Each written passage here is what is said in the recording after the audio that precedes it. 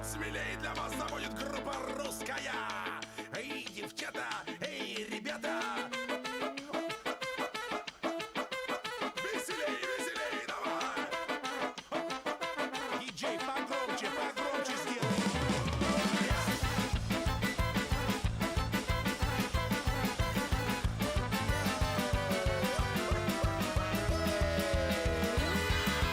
Эх, девчата, не теряйтесь, вот вам танцевалка. Раз, два, три, будет вам тепло.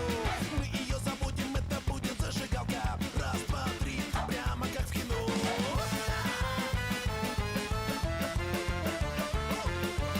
Пацаны, что топчетесь, присоединяйтесь. Раз, два, три, тут каждому дано. Там в самоваре уже водка закипела. Раз, два, три, каждому по сто. Не тарайте партнершей друг друга.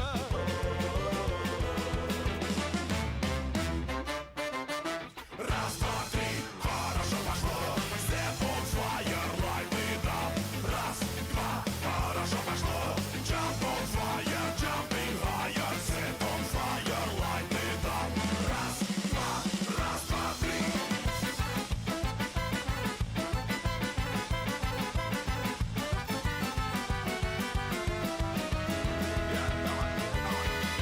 Эх, девчата закружились, как на каруселях. Раз, два, три, номер неземной. Поддадим мы жару, их на улицах веселья. Раз, два, три, ритм заводной. Пацаны ожили, ох и смелые герои. Раз, два, три, go, super go. Будем джентльменами в стиле рок-н-ролла. Раз, два, три, welcome to the show. Пускай танцы всю ночь продлятся. Горят щечки, глаза искрятся.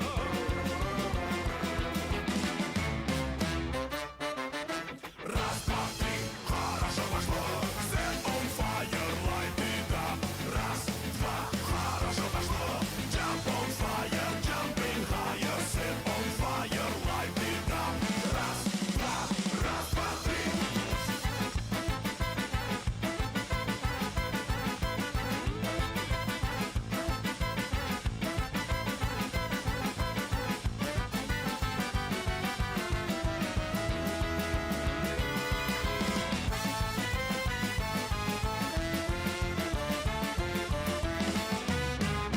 Раз, два, три, хорошо пошло. Set on fire, light it up. Раз, два, хорошо пошло. Jump on fire, jumping higher. Set on fire, light it up. Раз, два, три.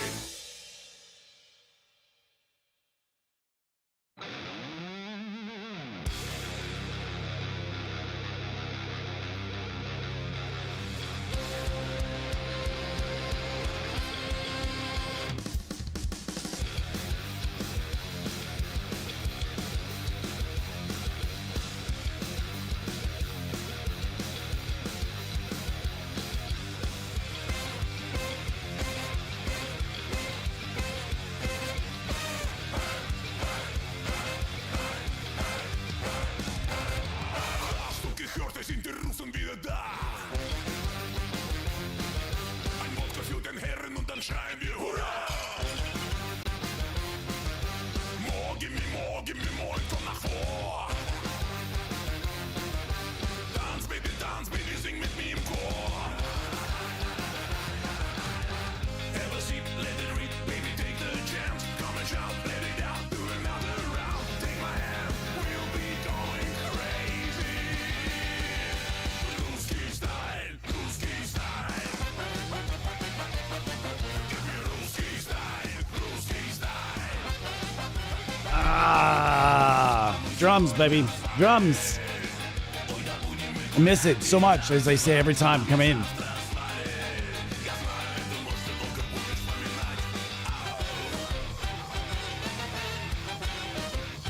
Man, it's been a while since I played drums. What do you guys think of this masterpiece of a facial hair setup right here? Fucking masterpiece. My goal is to look as eccentric as possible for a public event.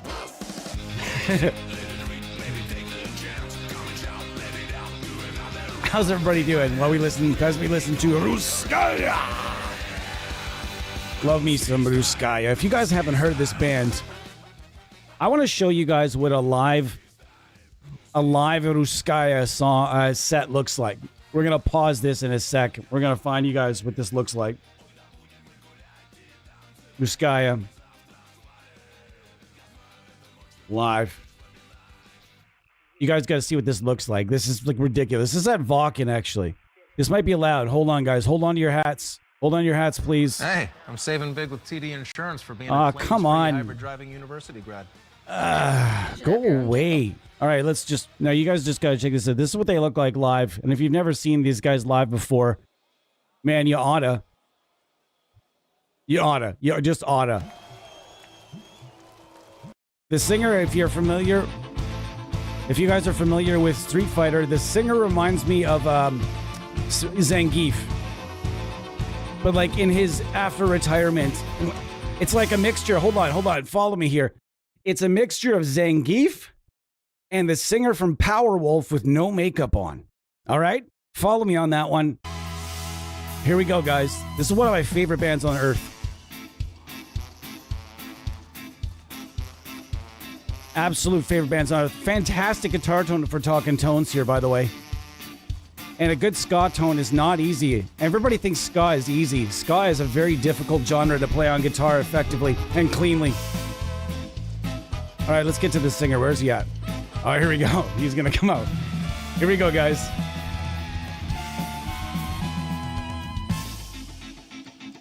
Oh, it's killer tone. What's he got going on here? It's just a straight up... Wow, he's playing... Hold on, which pickup has he got it on here? It looks like he's got it on one of the single coils, and it looks like he's using an... like, is that a Jubilee?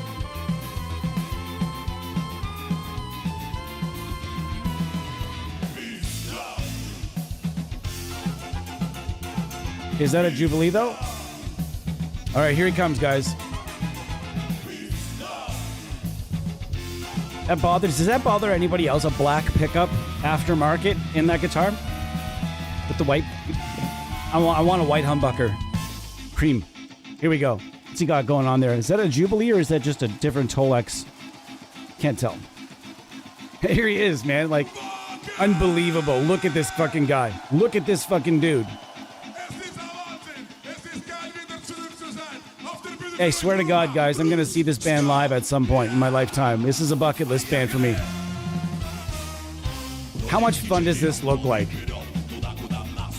Need to do it. Fantastic. What are we doing here today, guys? We went on a bit of... We're going to be going on rabbit holes aplenty today, folks. And that's okay, because that's what we've chosen to do. Thank you for being here. My name is Tyler. Welcome to the Amp Sim Show. And finally, we are getting to the Eminence Karnivore pack.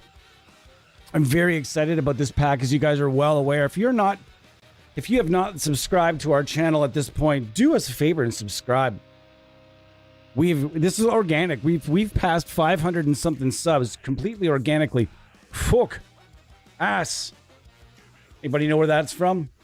What movie did I just quote? Fuck ass. I got some moisture on my cup. Oh, jeez. Oh, jeez. Now I got fucking...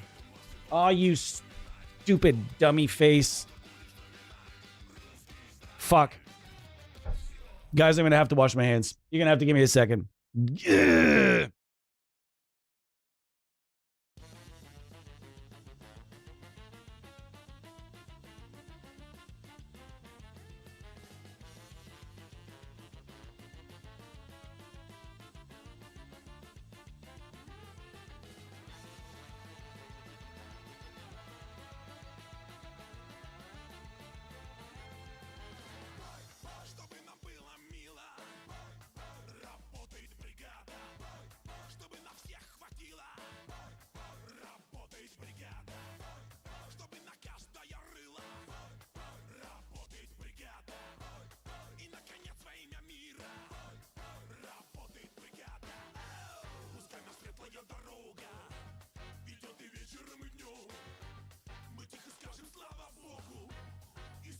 Oh man, check out this little lick right here.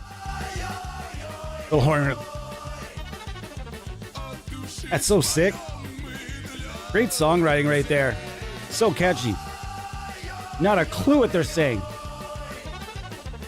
So good. So good, dude. If you haven't heard Ruskaya, you really got to get into it. Fantastic band. Anyways, let's move along. We'll be testing out today the Karnivore pack from Eminence. Going to be using a few different guitars. By the way, thanks so much to Thomas. Thomas is such a nice guy that he just went out and decided to gift me. He purchased himself a copy and he purchased me a copy. He liked the pack so much, he decided I had to have it right now. Thanks so much to Thomas for that. I owe him. And I can't wait to get to this. I cannot wait to get to this.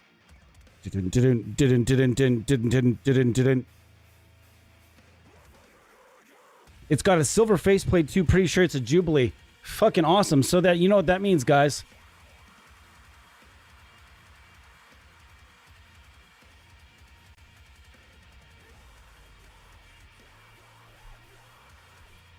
Fucking breakdowns.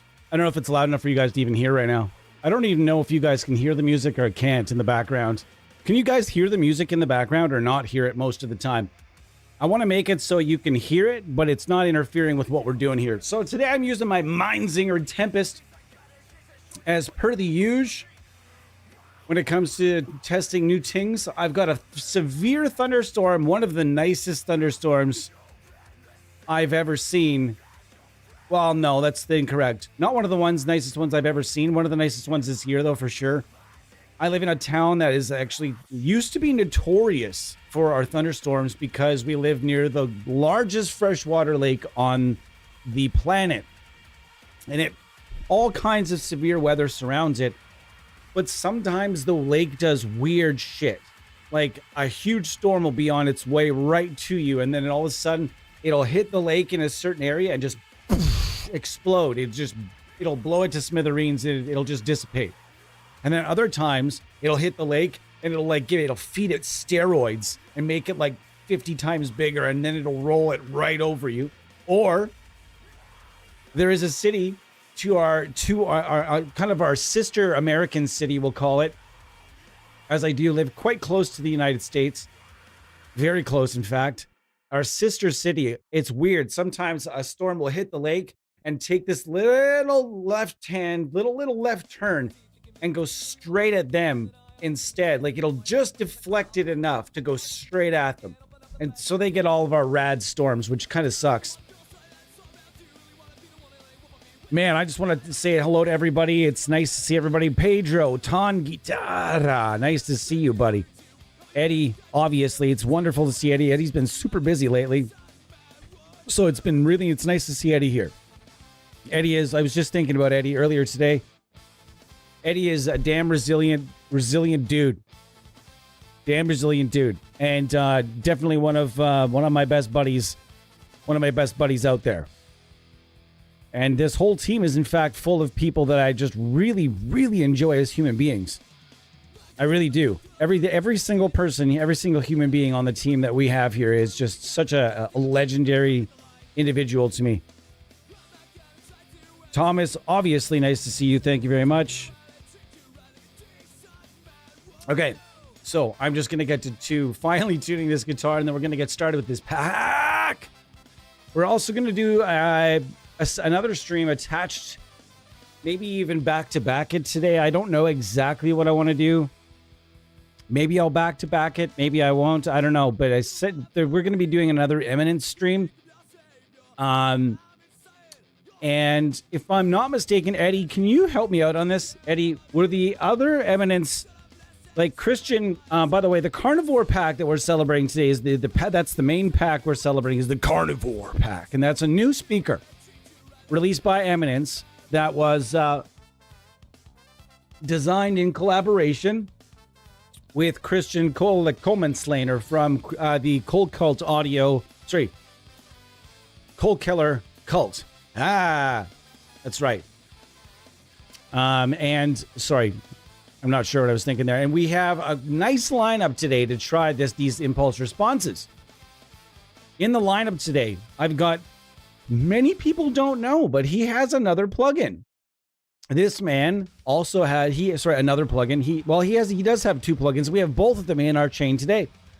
Kristian Kohle Slater, we'll just call him Chris or Christian from here, as I've known him for a long time. The first time when I got to know him, I was the link between Kristian and Audiority. I linked them up because I really felt that this particular pedal that he had made with Clurton, that he had designed with Clurton, really needed a plug-in, like, badly. So I went to him and I said, hey man, like, we should do this thing. And we discussed it, and I said, you need to meet my friend Luca. And then they just went to town, and they did a really great job on this plugin. If you've ever used this pedal, which I do, I have used it. I was given a really nice discount on a Grindstein initially. So this is going back a while now that I've been working along with this wonderful fella, and he's a super, super nice dude. I wanted him to be here today, but this was sort of impromptu, and I didn't really have time to kind of network with him. So at another time, we'll definitely have him on, because he is definitely interested in coming on to the show here and just chilling in the chat and talking with you guys and answering some questions. I did have one question for him, though, and I wanted to see if I could answer it, or if he answered me.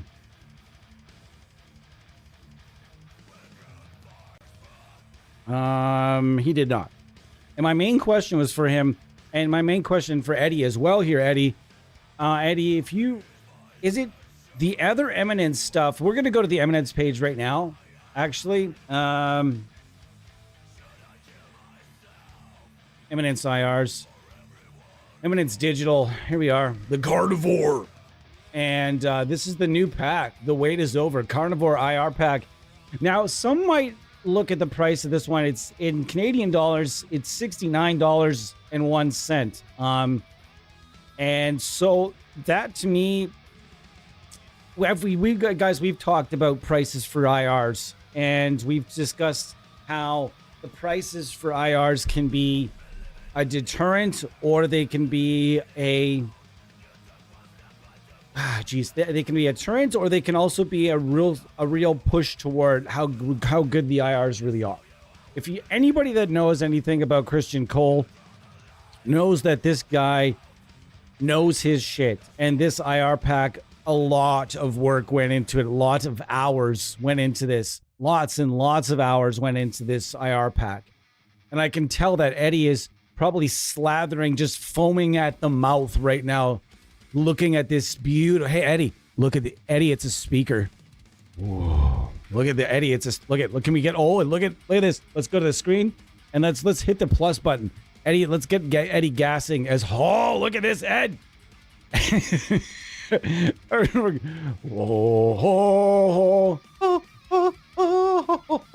just trying to do one of those, like Cradle Filth opera intros.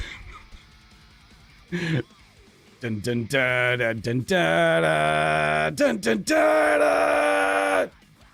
I know how bad he wants one of these. I can feel. How much is the real speaker, Eddie? I know you know. And don't even pretend like you don't know, because I know you know. All right, so anyways, so this is crafted for guitarists, heaviness, clarity, and so this was a speaker that they did a lot of prototyping, testing. And why do I feel like this speaker is going to change the game? Well, because this dude is just one of the smartest speaker experts on earth, and he has this ear for things, and he can just hear, 10% of this and a little bit of that and this feature and that feature, and what if we did this? That this guy just has that magic recipe in his mind for the perfect speaker. And it's been a while since we had a truthfully game-changing speaker. Okay, I think it's been a bit. What was the last truthfully game-changing speaker in metal? Okay, did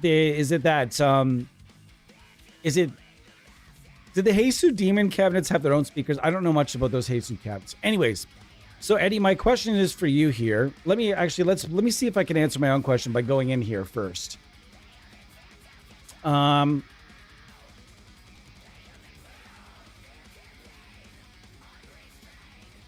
Okay, so it doesn't really mention. Wait, it does.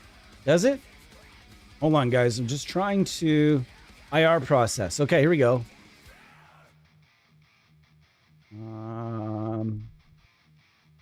I'm just reading through how they make their IRs. Yes, here we go. For profiling the Eminence speakers, Brit installed each speaker in a third power 112 cabinet, 112 cab switchback cabinet with a partially open back.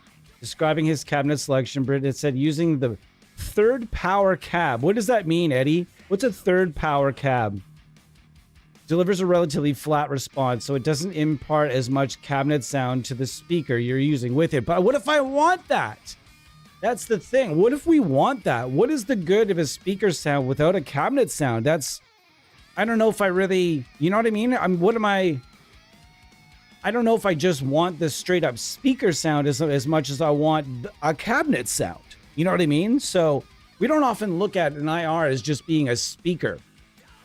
We often look at it as being a cabinet, and I would love it if these packs, it'd be cool if they included, this is the standard, but it would be cool if they went and decided to go and shoot these packs with, and these are only $17, by the way, $17 Canadian. I think they're about $12 American or something like that. So these are really good, really well priced. And I've used the entire line. Thanks so much to Eminence. You guys will see in a minute. We can go. Literally, we can go through the whole line. They've given me everything. I think I'm up to date. I don't know. There's probably a couple speakers I don't have here. Wait a minute. That's not it. Individual IRs, IR packs. Okay, so here's their IR packs. You can get they have multi-speakers. And so, okay, so there's also an orange bass pack done by Kristian Kohle. I have his, we're also going to try out Kristian Kohle's DV77 IR pack, so the Karnivore pack, as I understand it, was shot with a 412 cabinet, correct, Eddie? So that gets confusing to me when there's multiple different methods under one roof. It starts getting me thinking of stuff like Lancaster Audio, where there's 9 trillion ways of shooting their IRs under that roof. Under that roof, they have so many different formats. It's hard to know what you're getting. With this, they're pretty consistent as to what you're getting, unless it's a signature thing. So anything in-house is going to be there's like really good uniformity to it. Third power is a company. Sorry, the 112 they're referring to is a weird triangle-shaped cabinet. Okay. Base pack. Interested. I'm definitely going to talk to him. How much is that one? This one again. So these are being, look at this process. Like, if we can look, guys, look at this process for a second. This does not, whoa! This does not happen overnight. This is not something that happens in a day. This is not, and you have to equate hours. There are a lot of IRs we've discussed in the past, folks, that most IR companies, it's a labor of love. Look at Dr. Bonkers. He puts this level of work into his cabinets as well, but his are selling quite affordably because it's a labor of love, and his full-time job is not actually IRs. It's a hobby for him. So it's just something he really loves doing. And if he turns a profit, that's nice. And Mike is one of the nicest people on the planet. But with this is more of a shot, like we're starting to see a lot of these IR packs that are worth like $50, $60, $70 that are done by professionals. Now, here's what I want to caution you. Before you buy a signature IR pack shot by a producer or an engineer, I want to caution you that just because they are a producer or an engineer does not necessarily mean that they're going to be really, really good at shooting IRs, or at least at first. As Eddie can attest, shooting IRs is not easy. It's not something that you learn how to do overnight. It's not something you learn how to do in a month. And it's not even something you master in a year. It is something that is quite difficult. So when you see this like a name on a product, in this case, when I see Kristian Kohle, Coleman Slaner, I see... when I see... Sorry, that came out wrong. I saw something across the street. I made a comment. Anyways, when I see Kristian Kohle, I see somebody... it's really easy to go to his content and see hundreds of hours of content that is speaker oriented. specifically speaker-oriented, specifically IR-oriented stuff. He's very, very smart, very, very experienced, and therefore I trust that what he is going to give me, and when his name is on something, it's going to be really good. No question in my mind. It's definitely going to be really, really good. Okay? So when I see that $70 Canadian, it's like Monopoly money.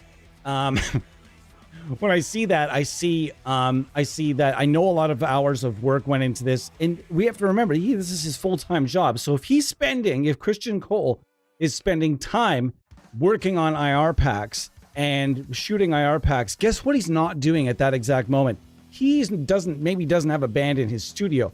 This is taking time out of his schedule, and time is money when you're a producer with your own studio. So it's either that, or in theory, maybe he's doing it after hours, and what little sleep producers actually fucking get these days, which is next to none.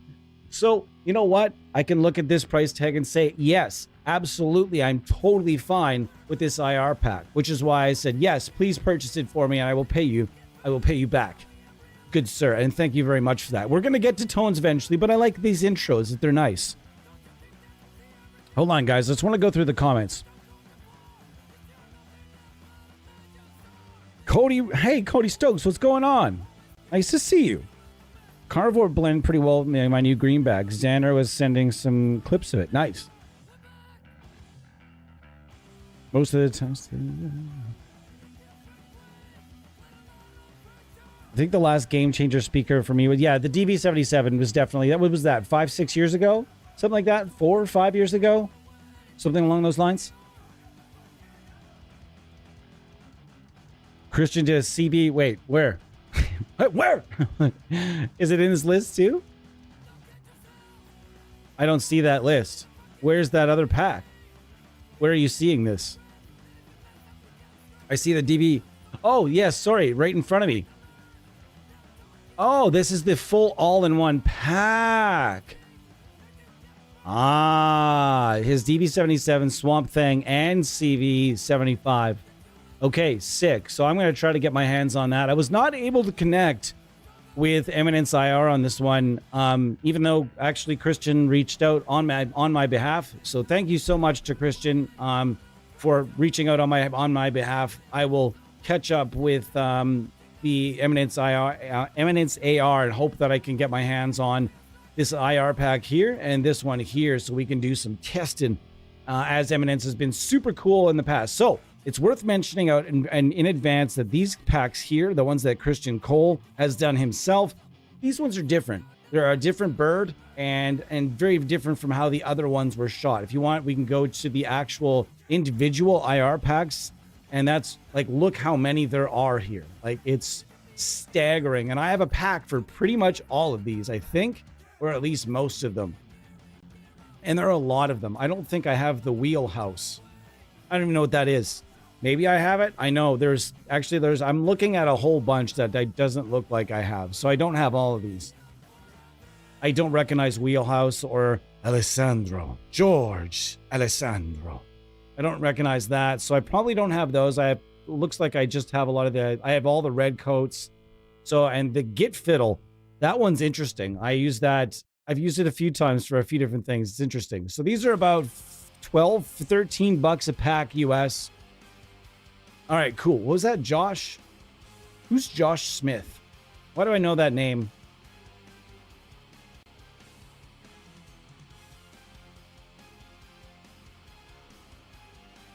Huh. I don't know who he is. Anyways, we're going to get to it now. And we're going down the list. We've got the Clerton Grindstein plugin. We've got the VS 8100. I'm going to start with, as always, my Ampcraft 1992. The amp knob 6606 BDM 410 JVH. That whole thing's your name, is it? Wow! The Rev F. And just to get cheeky, I think we're going to maybe throw the current Buzz amp. I haven't installed the new update yet, though, so sorry for that, folks. I know there was an update. I don't know how much I'm missing out on. There's something about the tremolo and some other things. I still have yet to figure out if I really like it or not, but we're going to find out. And we've got Fort and Nameless. Will we get to all these? Probably not. but we're gonna try. We're gonna have some fun today and just see what kind of tones we can dig up. I will try blending the DV77 pack with the Karnivore for sure. Absolutely, you would. So let's get to this. The DV77, it's worth mentioning, is kind of a dark speaker, though. Do you guys find that to be a bit of a dork speaker? I do.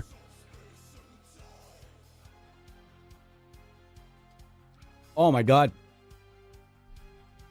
All right, so let's finally get to this. I've got the Mindsinger Tempest for the first bit, and then as you can see behind me, I have the Rumblebee waiting for the second half of this when we're going to get real serious. I want to note that Kristian, I started in kind of more of a standard tuning. For me, standard tuning is D standard. E standard is sort of tuning up for me. I really feel like D standard is sort of standard tuning. It's my new standard tuning. It became my new standard tuning like 20 years ago.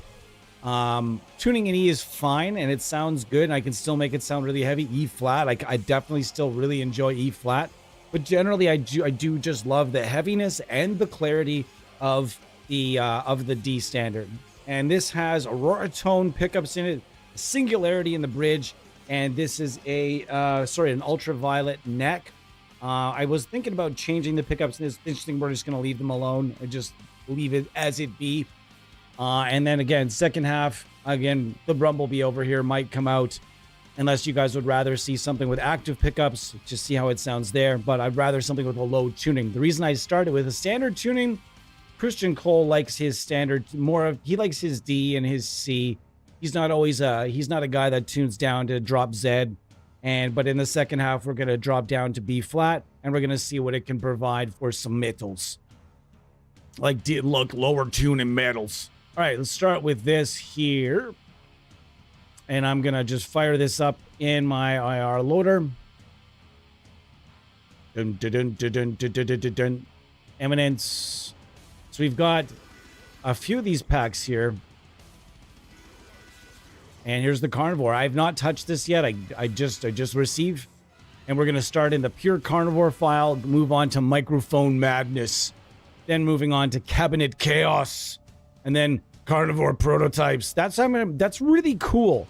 To me, it's really cool that he included a few IRs. It seems like there was 4 IRs from prototype speakers. So these are IRs based on speakers that don't exist.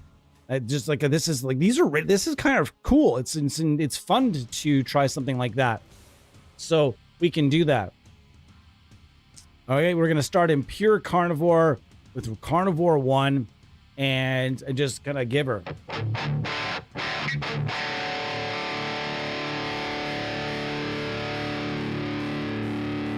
All right, I forgot I was in EMG mode there. It's sizzly.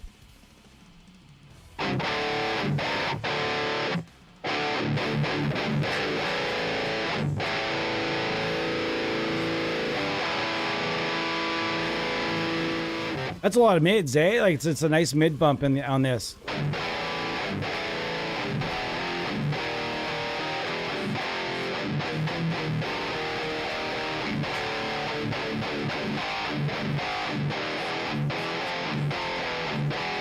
I really like mixing the DV77 with like a really bright cabinet, like a Marshall, like a 1960B or something like the MF.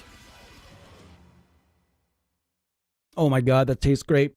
I hope this storm keeps rolling, guys. But if for some reason the stream goes out, I always suggest wait. Don't just leave. Nice, more ska. This song is super fun.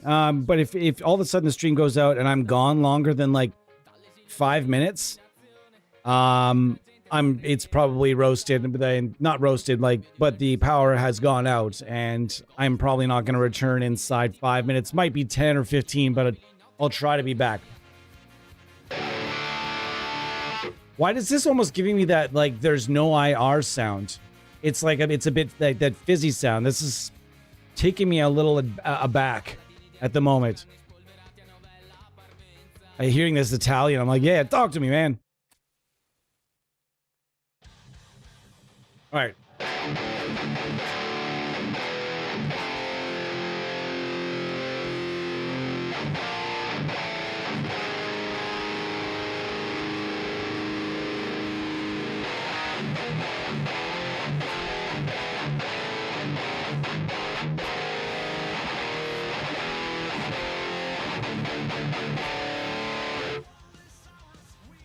I need to get that, I mean, dial that low end up a little bit in the resonance. There we go. Yeah, it's sounding better now.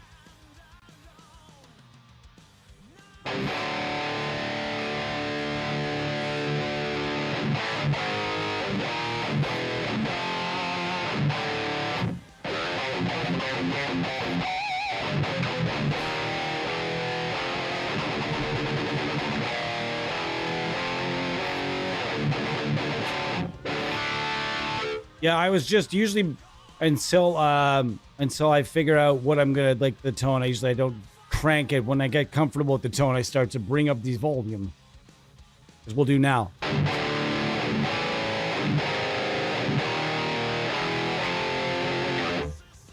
I love that you said that like a true musician. Not like, could you turn up the guitar, please? But I need more guitar volume. I love that. Oh! Yeah!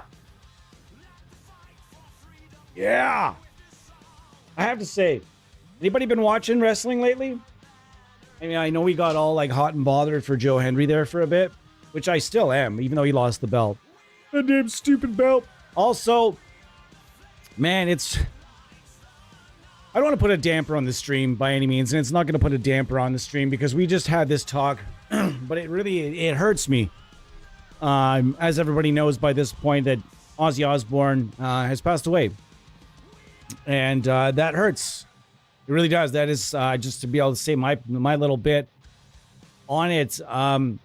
We discussed the farewell, and we discussed it like during the farewell, Ozzy seemed like truthfully like full of life on stage. I mean, Lord knows what kind of cocktail of drugs, like not like actual medical drugs. I don't mean drugs. I mean like actual medical drugs he could have been on.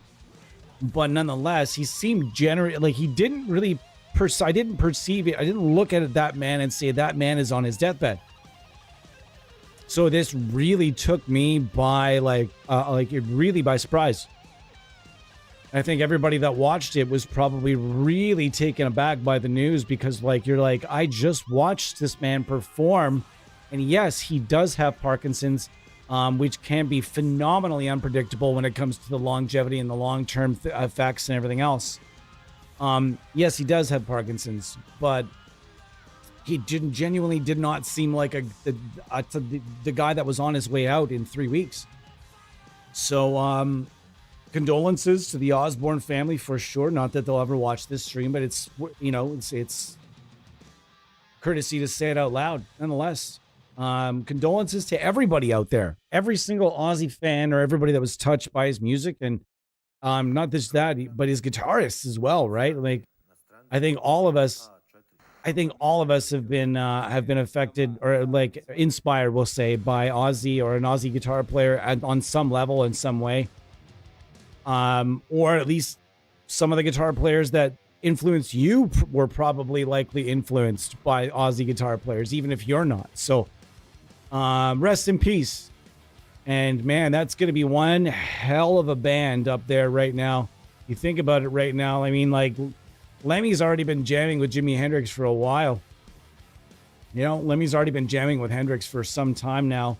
Gary Moore's up there. Phil Lynott. Imagine that band.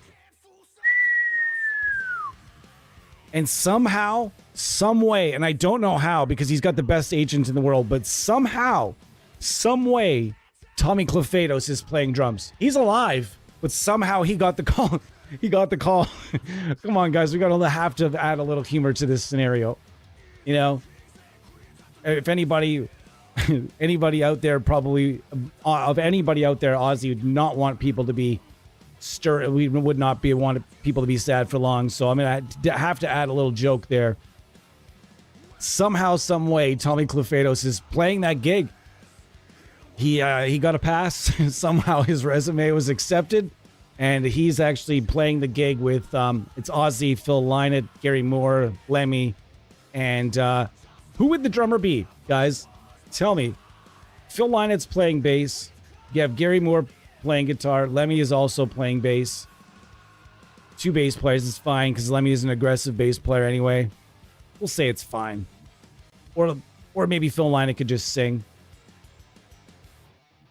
That's fine too. Gary Moore. Who would be playing drums for that if we're actually speaking? John Bonham? You know Bonham probably wouldn't want to play in that band though. I don't think John Bonham would want to play in that band. But if I'm gonna have to pick anybody, I guess it would probably be Bonham. But who do you guys think would play drums in that band? Imagine Ozzy, Dime with Dime and Vinny. I can imagine that. I can imagine that for sure. Dime, Vinny, and then we'd have to pick a bass player. Anyways, I have to take out just a quick moment of silence there. Not silence, but just to speak my mind on it. And it sucks because I've been listening to Ozzy since I was 9 years old. 9 years old, my mom said, "You're old enough to hear this song now." And it was boom, boom,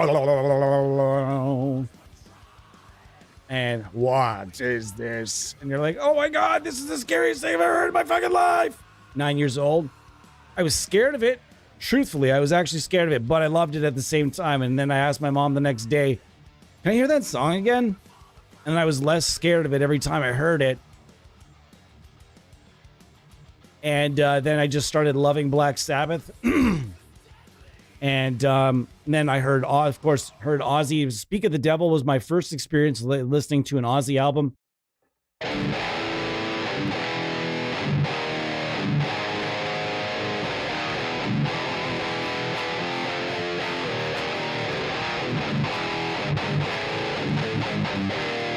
You know what? I'm going to say this, and I might be really unpopular for saying this. But we're just theorizing and having fun. If you're out there and you're one of those people that takes a specific band super serious, so seriously that no one can even joke about the band or even theorize or have some fun with it, fuck you. Because I've paid my dues as a Metallica fan for, let's see now, 35 plus years. And 36 years I've been a Metallica fan. And so I can say I can say some things if I want. But here's my weird, this is going to be an odd take. My personal opinion is that if Cliff Burton did not pass away, and if he was still alive, he would have left Metallica very early on. That's just my prediction. He would have left Metallica to pursue something different. Something that was a little, you could tell that even playing in a thrash band, you could even just tell, maybe not necessarily well. I could picture him going and playing in a doom band or a jazz group or something or a prog group, you know what I mean? Like an early Dream Theater type thing. I totally just couldn't see him continuing with Metallica, especially in the Load era. I just really don't think that would have been his jam. But then again, maybe I was wrong because he's a groovy bass player. I always thought that he probably would have parted ways with Metallica at some point. That's just my theory. That's just it. I honestly think that right now Metallica has the best bass player they could possibly have. Robert Trujillo is a god. Anyways, let's get back to the freaking Karnivore because we get squirrel brained every 2.5 seconds.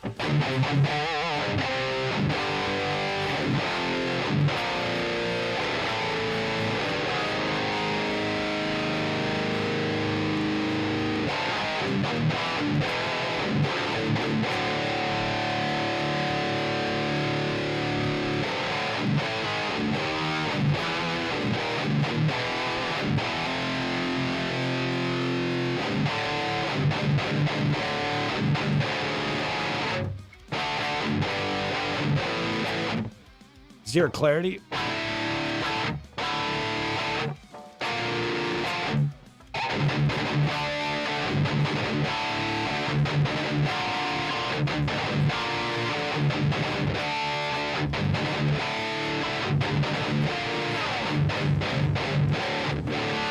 All right, let's move along for some files. I think we got a decent tone to work with.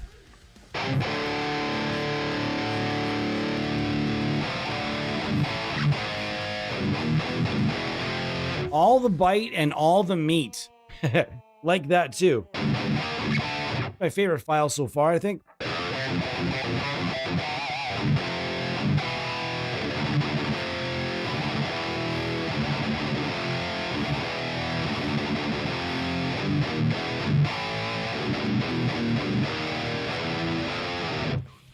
Exhumed corpse in the house.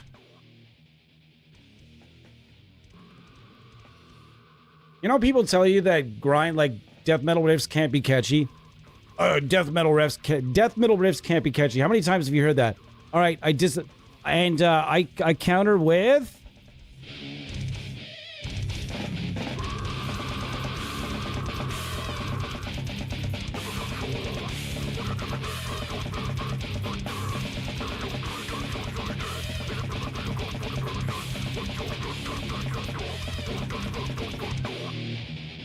So catchy.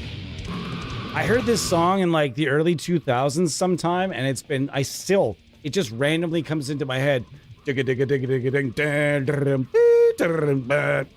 Musician talk. If you don't know musician talk, you're not a musician. Everybody's got their own speak, but we can all communicate. And it's almost like we all understand each other's musical speak too. We get it.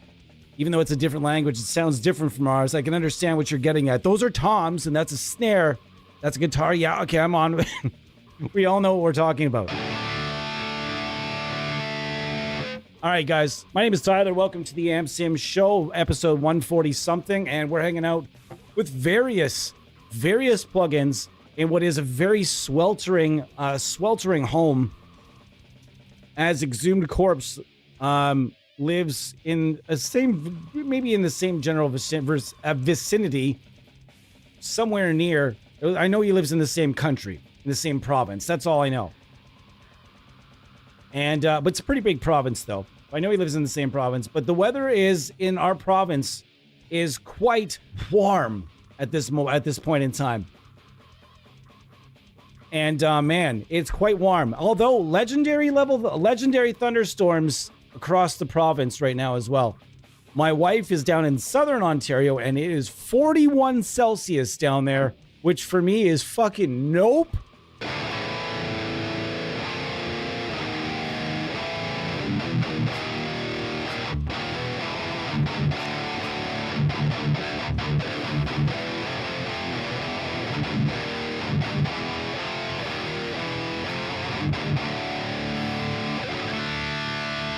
Yeah, Exhumed Corpse, this is definitely the IR pack you need.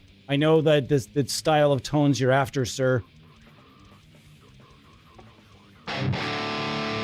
I find it it's definitely a bit harsh in the, like, not harsh, but in a good way.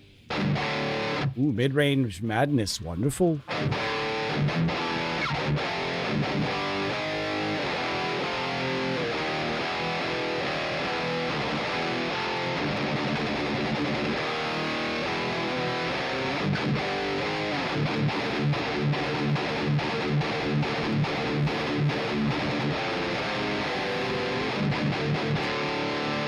Yeah, I've spoken with a few different people in this stream from Canada, and over the last couple of streams that we've done, and a few different people have said, yeah, it's hot where I'm at.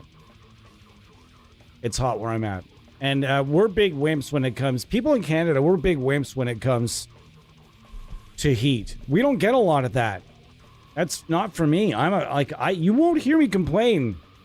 You'll hear me tell you how cold it is, because I like to let people know. It's like we live in a place that gets that fucking cold, but you'll never hear me really complain about it. The only thing I hate about the cold is that what it does to vehicles is very unhealthy and very, like, not a lot of fun. It makes for a lot of vehicle repairs.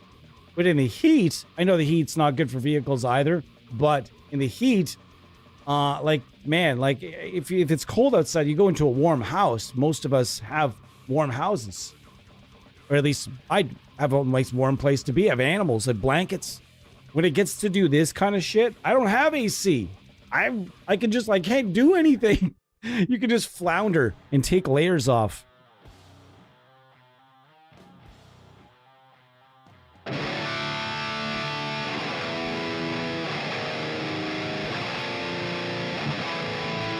Exhumed Corpse, what are you tuning in these days?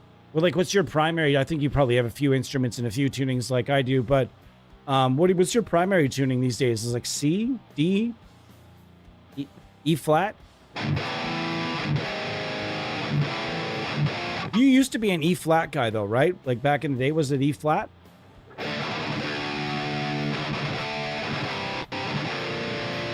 How's the guitar volume, guys? Is it okay?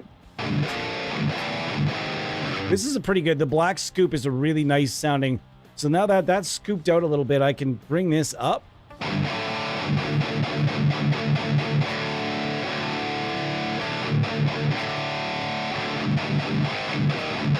Can somebody, for the love of God, tell me what the fuck double drop D is? Can somebody please tell me what double drop D is? What does that mean?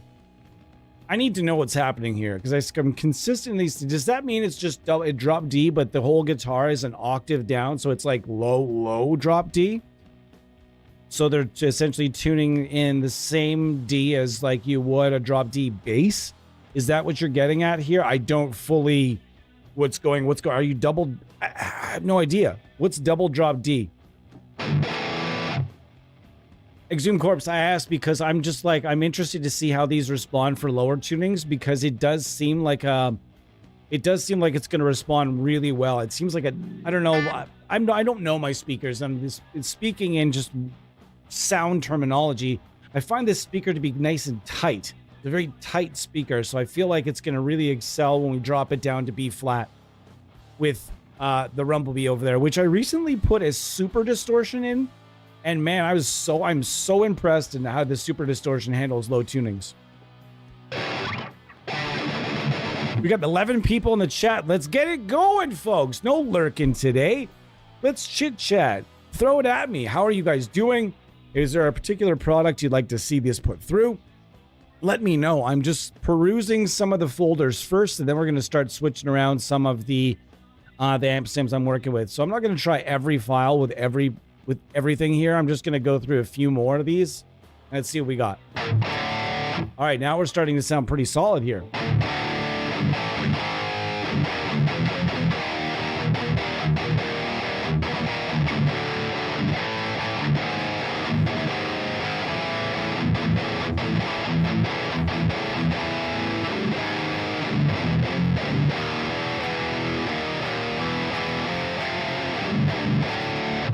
It sounds pretty damn good.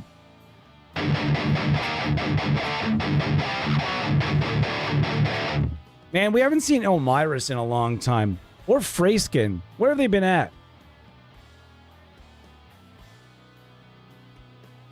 I know Freyskin did say he was going to drop in at some point, but he was kind of keeping a low profile because he's just, got a lot going on. That's cool, though. I understand. If you're there, sir, and you're watching after the fact or during this, and you're just chilling, hello, and we hope you're well.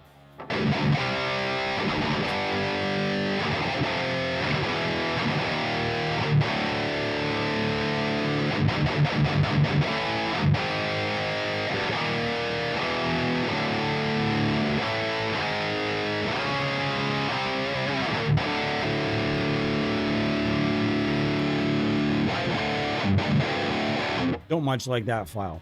That's okay. We're not meant to like every file in every pack. Don't like that file.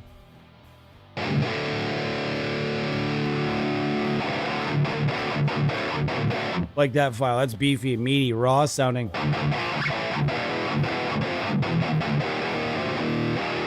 BJ Russell, what's going on, dude? I'm not overly concerned about the ML SoundLab Orange. I tried the free trial and I was just not overly enthused, but if you used it for a huge tone, my friend, that sounds sick. I saw that you've had some demo stuff and some stuff going out over I've been watching the clips on Instagram.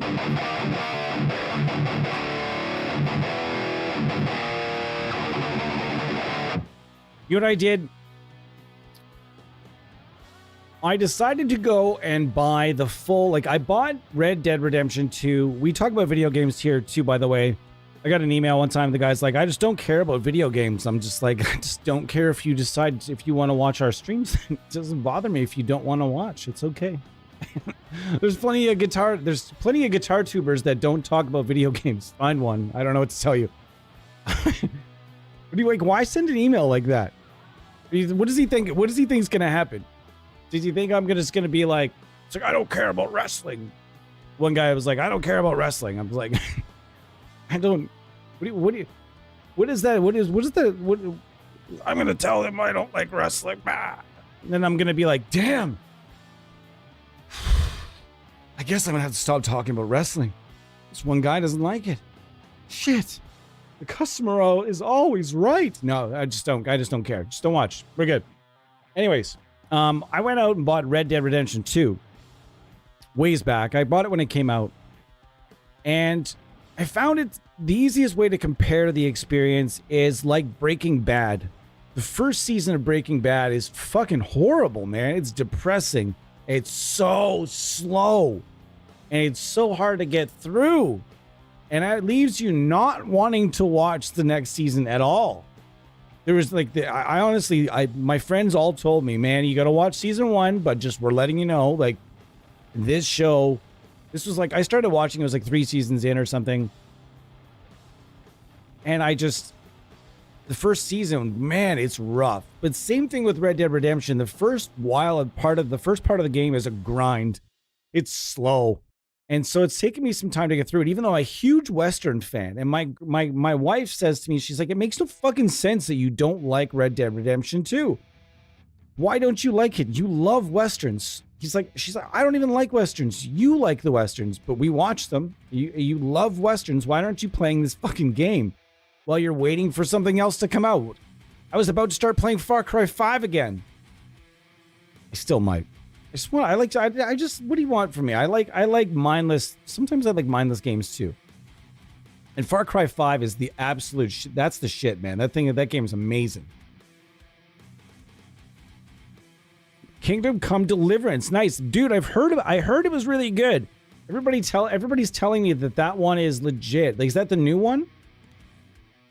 Because I've heard really good things about it.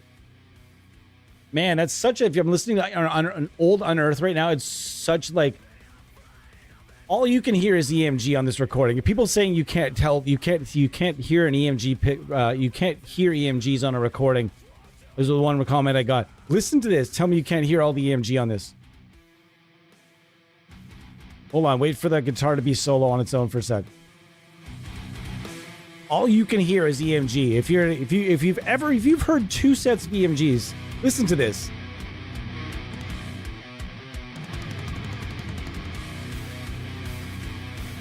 It's so EMG.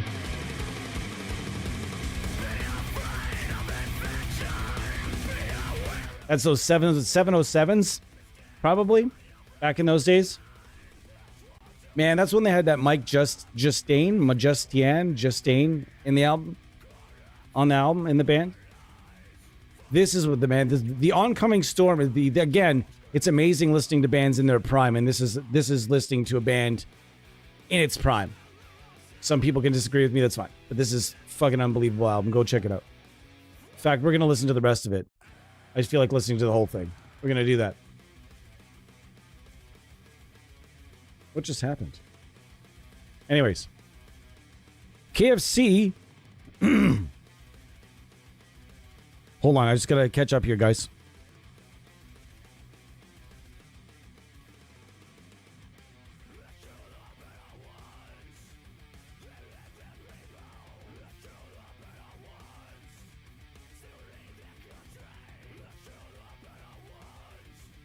I'm just reading through, guys. A lot colder if they had done the excuse me, the original Ibanez Universe and EMGs for sure. Were they using universes at that point? Or were they on the oncoming storm? Were they on to LTD yet?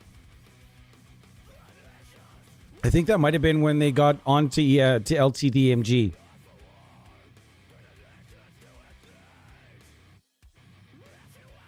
The Great Divider. Yeah, man, this album fucking rips. I remember when this album came out and we were just like, holy shit, dude, calm down. No need to use all your riffs in one album. Save some for later. There's a lot of good riffs on this album. Lots of sick breakdowns too. And the drummer is just so good. And they replaced him with a guy that, like, I'm sure he's a really good drummer, but the guy they replaced him with for a little bit, the guy that when I saw them last, when I did one of the last shows I did as a concert promoter, was them and Black Dahlia Murder, and I think it was Suicide Silence was there. I think it was all those bands. Pretty sure it was. I'd have to go look at the posters. Anyways, and when I saw them, they had this drummer that was just like, it was very meat and potatoes. Always in time, didn't make any mistakes, but the fills were very like brought down, and like a lot of the really techy parts were sort of pulled back a bit. Now I guess they have a better. What's going on with that band now? I guess Ken Sussy's not even in the band anymore. He was playing with like As They Lay Dying for a bit or something, and then that whole thing. We're not going to talk about that guy, the other guy, the steroid guy. KFC 2. I was thinking, what's KFC 2? Is there like a new version of KFC right now? Like, I just ate KFC Zinger today, baby. Show me where KFC 2 is. Anyways, we're supposed to be playing guitar at some point here. Anyways, I'm gonna play Red Dead Redemption. I'm gonna give it another go. I bought the Ultimate Edition. I don't need the disc anymore. I'm not a disc guy. I don't even care. The missus, I want to own the game. Why? They should give you a discount if you're not buying a physical copy, though. They really should give you a discount because you're not. Give me a few bucks at least. Whatever whatever you pay for the actual all that process. Cut something off. Anything. And they should allow you to transfer games to at least one time. Just a one-time transfer for games that you're done with. That would be really cool as well. Anyways. Did I meet Mitch? No, this would have been okay. I'm fairly sure. No, he would have been in the band. I'll be honest with you guys. He would have been in the band. It was early on in their career because they were the opener. So yeah, no, Mitch would have been in the band. But I'll be 100% honest with you when I tell you that the only parts of I didn't really listen to them a lot before the show, and I didn't really catch much of their set. And it wasn't until after the fact that I started getting a little more into Suicide Silence, and I'm being like, oh shit, I had these guys in town, and I didn't really get to watch their set because I was busy.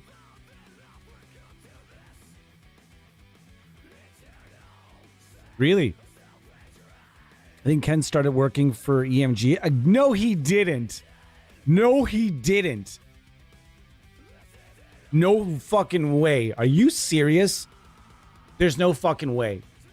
There's no way Ken's working at EMG. You're shitting me. That. Okay, I mean, anybody that knows anything about the EMG Fishman and Ken Sissy and all that, anybody that knows that story, I'm not going to repeat. There's lots of different versions of the story out there. I'm not going to here to tell you the story. If you're really curious and you don't know, just go look it up and you can probably dig up some information on it somewhere. I'll just the one little thing I say is, hey, what's one way you can cook an egg? Huh? It involves boiling it. What is that? I mean, someone could tell me what that word is. I can't remember what that word is. But anyways, can you imagine walking back into the EMG offices after don't think I could walk back. I couldn't do it, man. I couldn't do it. You're shitting me though, really?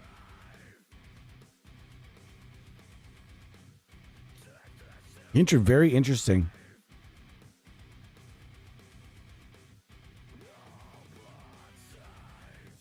Hold on, so I'm just reading through, guys. Thanks so much for the comments are rad today. 11 people in the chat, really?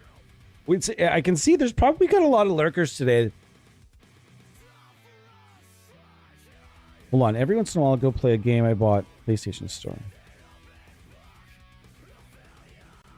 Weird.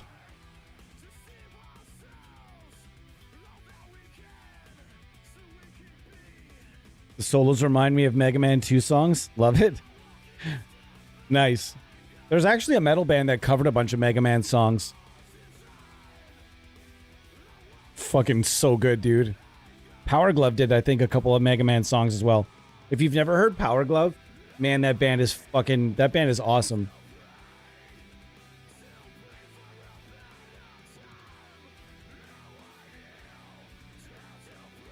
Oop. All right, cool. All right, so we're gonna move along. I'm gonna go to we're gonna go to the Fort Nameless suite now. Ah! Ooh, that startled me. I forgot to. I just did something bad.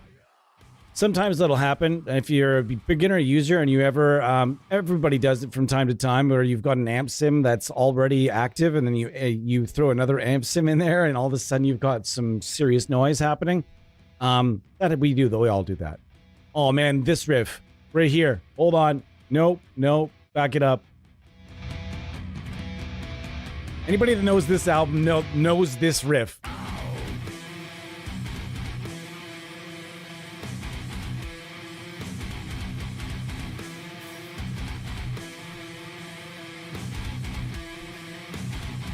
Oh.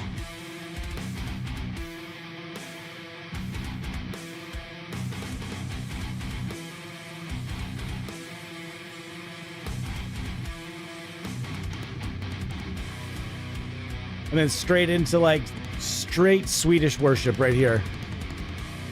Straight from the sick breakdown straight to Swedish metal. Always like that singer too. Not my favorite. My favorite riff on my favorite song on this whole album is Aries though. And when we get there, we're definitely gonna have to take a break, because when we get to Aries, I learned that this song note for note on the drums. And I listened to it probably 700 times in a row over the span of, I don't think it was seemed a few months. It took me to learn it. And it was when I was at my drumming prime back in the day.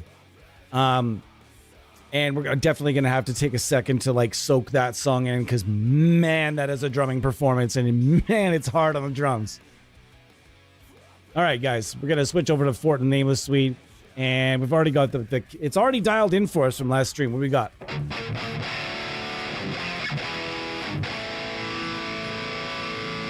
Keep in mind, I was testing EMGs last stream, so the settings are a little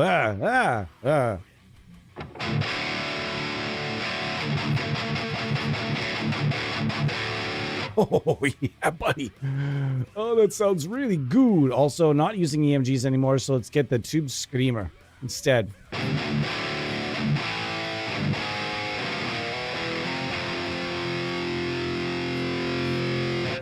Sounding good so far. Let's go back.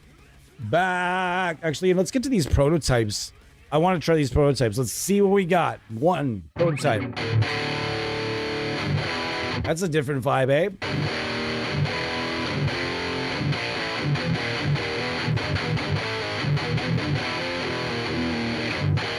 All right, I agree that one does not sound as good as the one that got released. Let's try number 24. How many prototypes were there?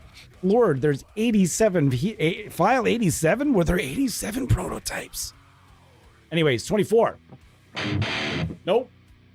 That is not what I parked my car. 39. Also, I remember we had the presence up quite a bit. Let's go try the 24 file again. Last stream, I had the presence up quite a bit more than I might have it up normally. So it's...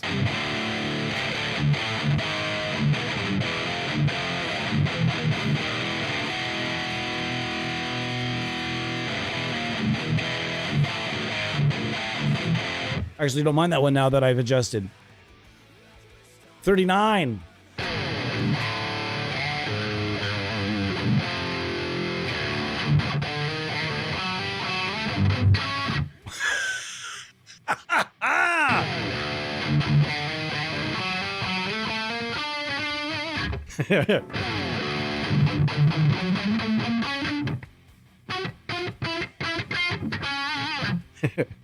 I don't remember that riff. But my brain didn't realize I didn't remember the rest until I got like a little bit into it. And then it's like, what do we do? And my fingers are like, nah, we're just going to stop. We don't know where to go next. Like this one. Let's do another adjustment here. Here. Here. A little bit more mids.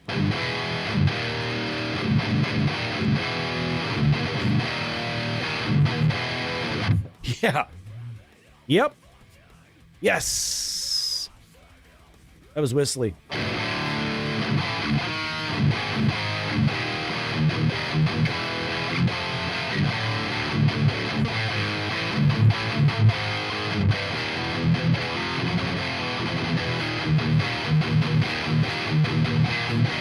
Man, that one rips. Whatever the speaker this speaker is, I hope that if Eminence does, or if Kristian watches this back, or if anybody sees it, I'll make the recommendation as well that, like, not that anybody listens to me, but man, number 39 right here.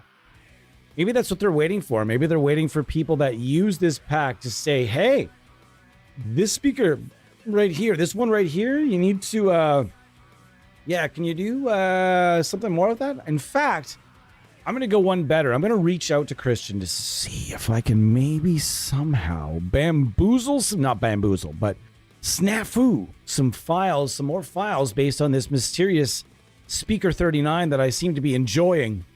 Also, I think that these would all blend really well together. Let's see, number 87. What do we got here?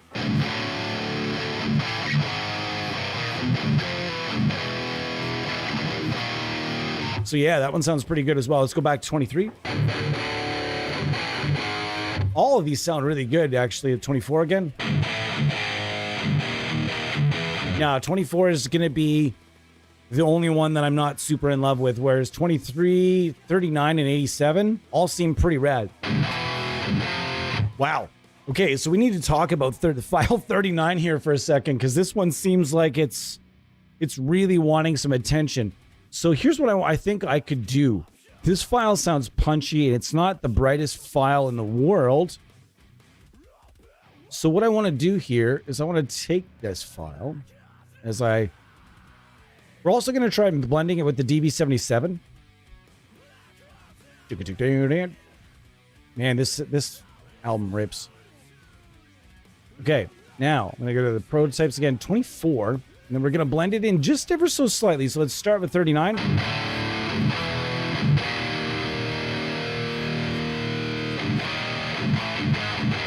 Yeah, no.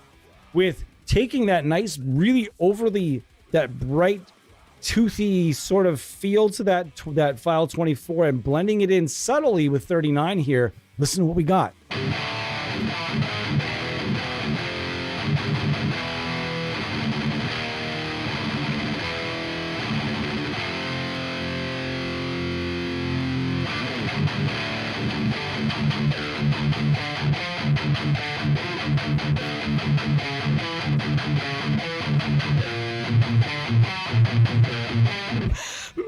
Ooh, that was about him.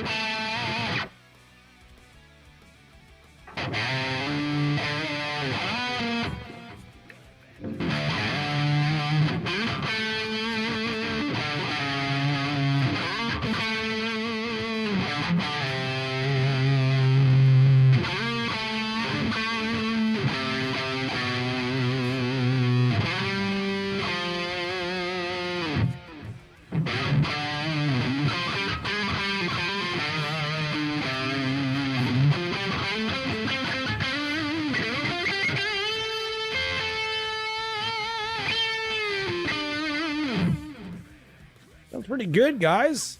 Even for lead work, this is starting to sound like, oh, it's pretty fucking good right here.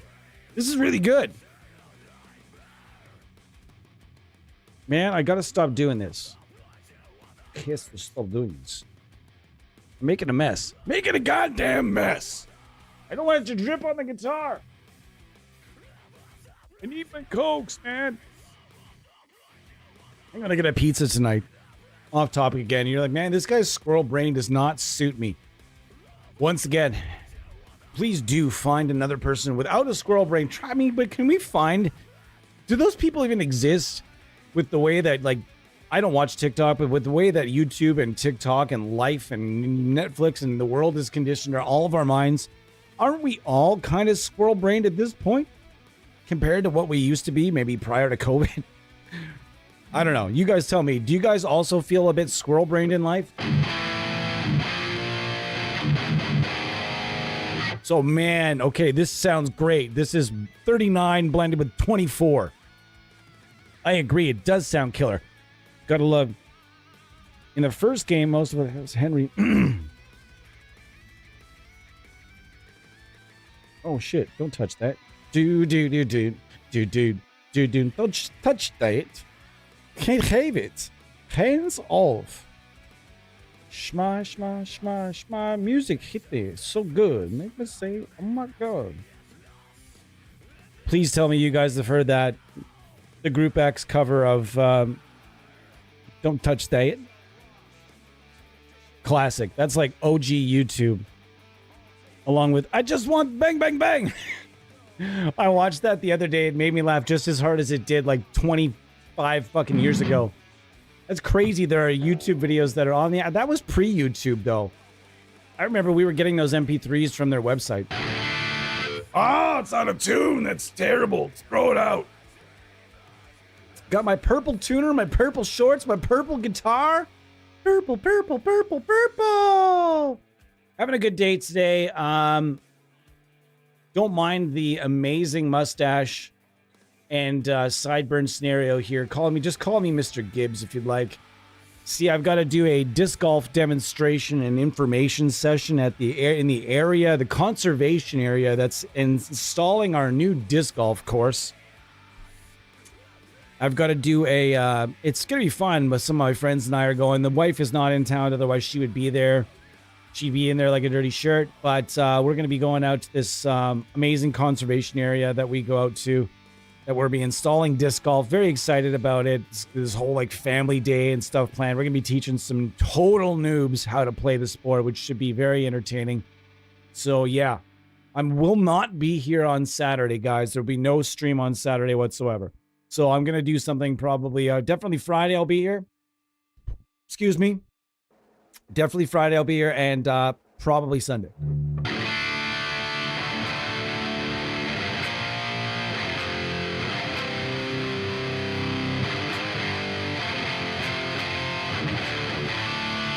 This sounds fucking awesome. I'm using the prototypes right now. Wow. Man, breakdowns are so awesome in the early 2000s. Before breakdowns got like just... Before everybody had done every breakdown that had ever been broken down. And then you had that band Bury Your Dead. If you've ever heard Bury Your Dead, hands, anybody? Bury Your Dead? Where that band has like breakdowns that are inside their breakdowns that are then broken down and then end up inside their own breakdown. And by the end of the song, it's moving at like 2.5 BPM. They have these breakdowns in that band, Bury Your Dead, where it's just like... It's hilarious. Anyways, if you haven't listened to Bury Your Dead, they're a lot of fun. Go and listen to them. They have fucking sick breakdowns. And then they break down the breakdowns. And that are then broken down again. I think I lost the comments. Nope, no I didn't. There it is. Sorry. Eddie, I tried these IRs. There are two highs and lows, but I mixed them with mid-range and they give me more life. Eddie's going to fight you now. Kidding. Get to the second one eventually. Second what? What are we talking? What game are we talking about right now? This game is huge. Which game? Are we talking about the Kingdom Come? Is it like Skyrim? So like, if I like Skyrim and The Witcher and shit, am I gonna like this game? Is the question. That's what I'm wondering.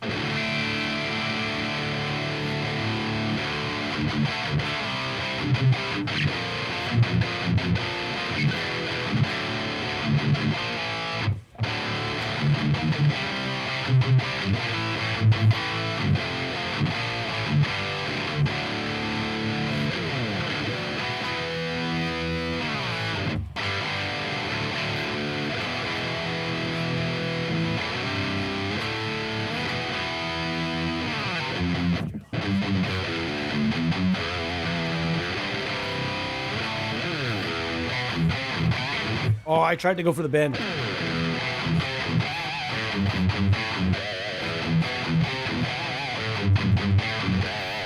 Play at the 1994, 1993, or 1991 Zakk Wildway, where there was just so many pinch harmonics in it, you didn't even know what song he was playing.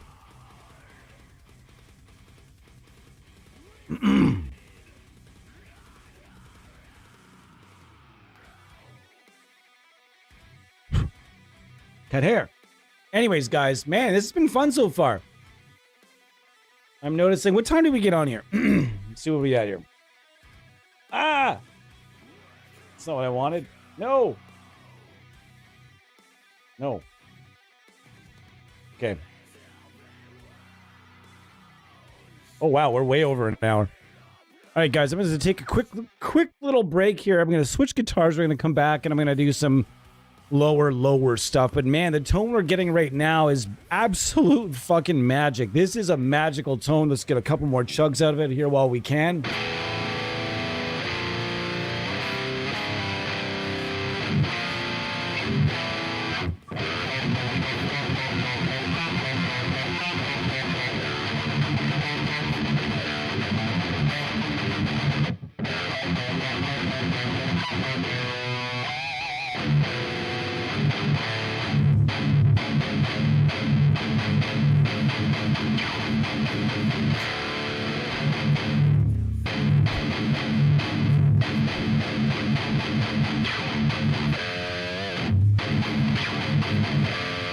Can't get it.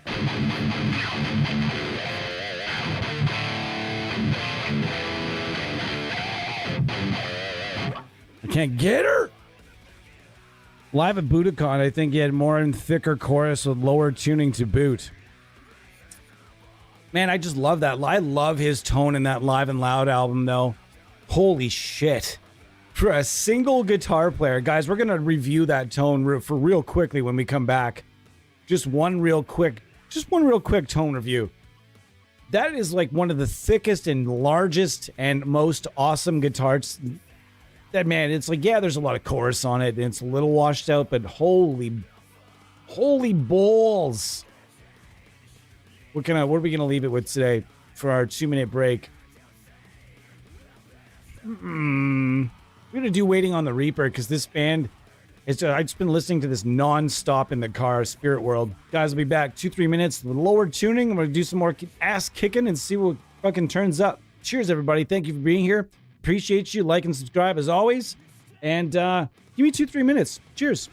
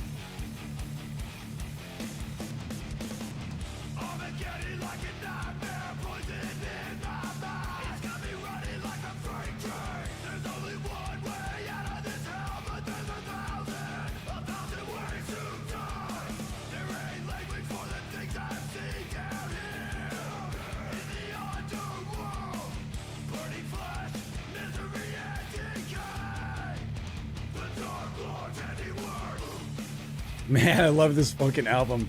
The backup's right here. Oh, it's so good, dude. Hold on, let's like that part again. The backup's so good.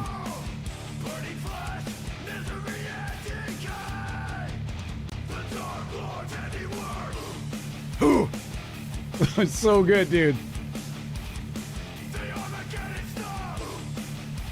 Oh man, I love it so much. I don't know why.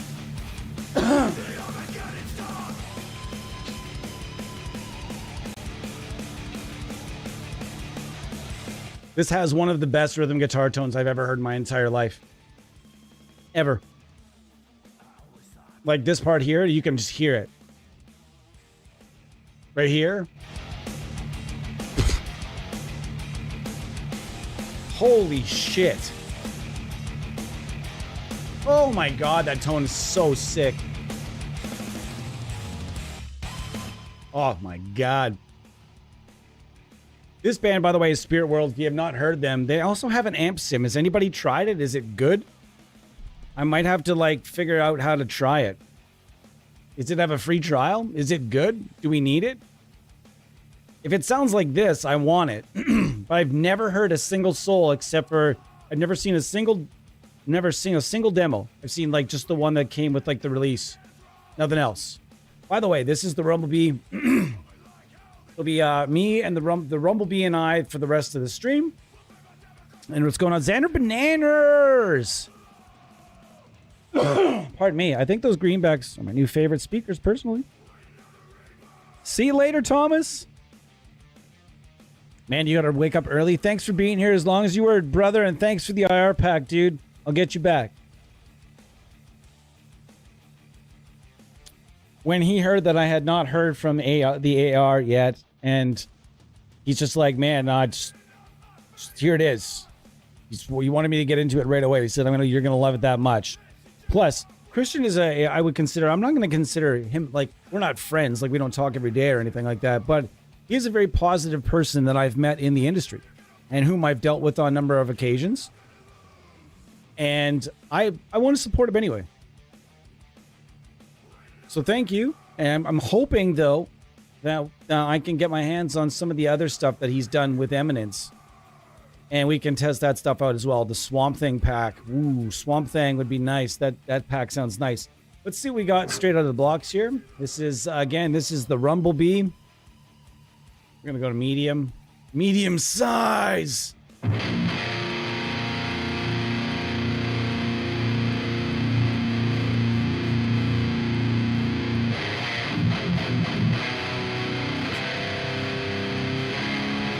Oh, that's beefaroni right there.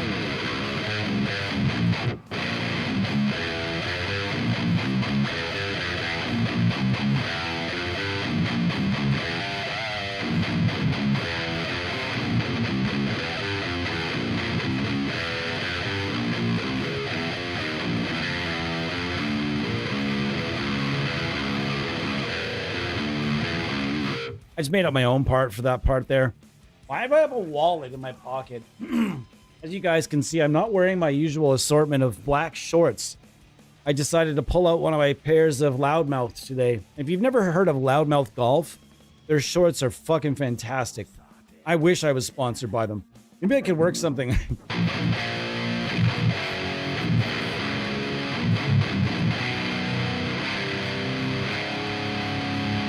I'm watching you and the ad for the new Wavebreaker mastering plugin from ML Sound Lab. Wavebreaker mastering plugin. I don't know, man. It might look badass, but it's not going to be. If it doesn't, it's Control Hub exists, and Control Hub is really good at mastering for people that don't know mastering. I'm just saying. So, and they also have some of the smartest people in the world working there at STL Tones. So I don't know.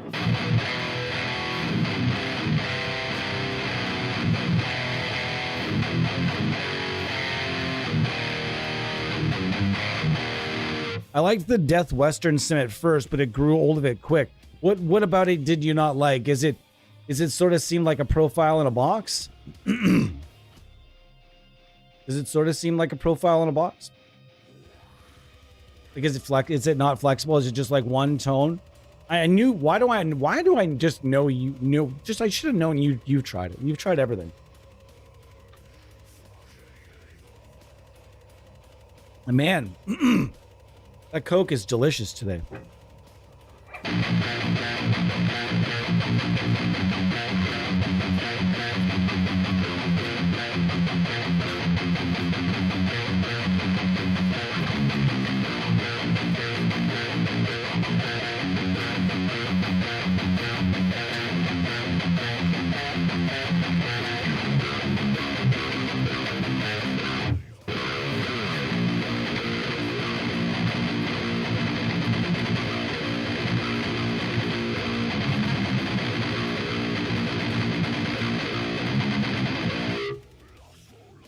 Might have to go down a little bit. Oh, thank you.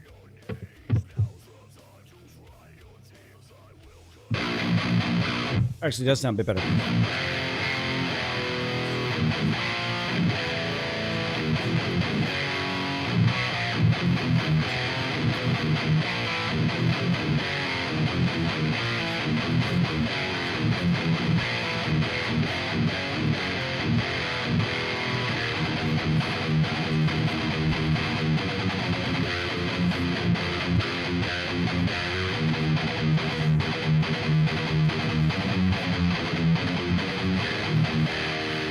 The Ampcraft block letter defeats fucking everything.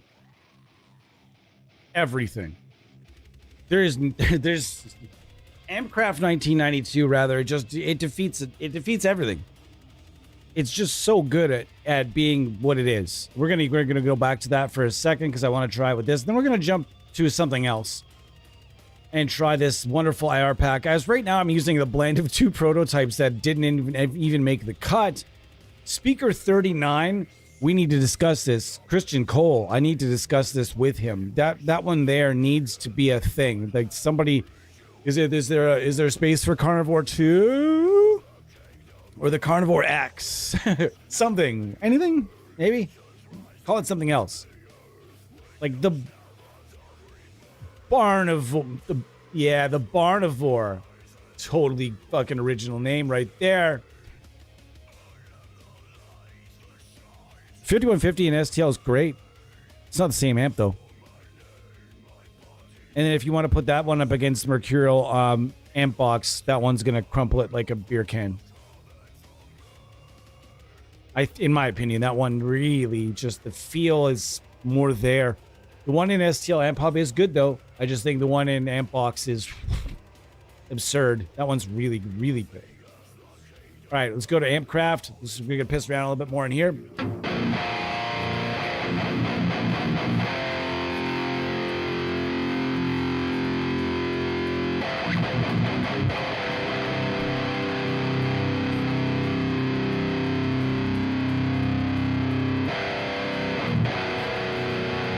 Okay, so this is a bit less, it's not as bright of an amp. So let's do this. Let's see what happens.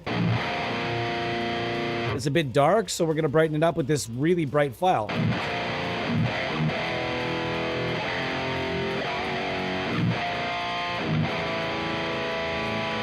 Sounds pretty good. So suddenly that 24 file is pretty fucking rad. These files are all really good. Let's check them out again real quick before we get out of here and do another folder.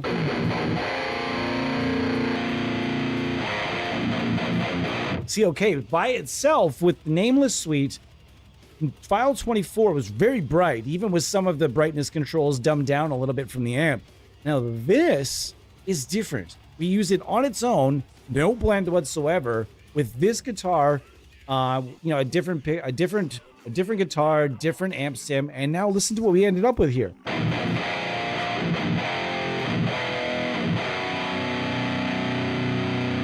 Let's scoop that out a little bit more. I hate the end of this song. Annoys me. Nice. It's fine with that.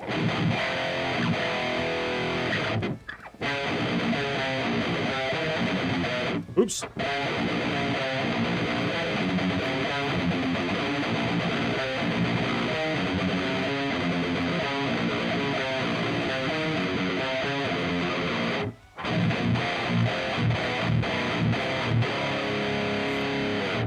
Well, I haven't yet. I'm not saying I like them better. I'm just saying I spent time on them because they really caught my ear.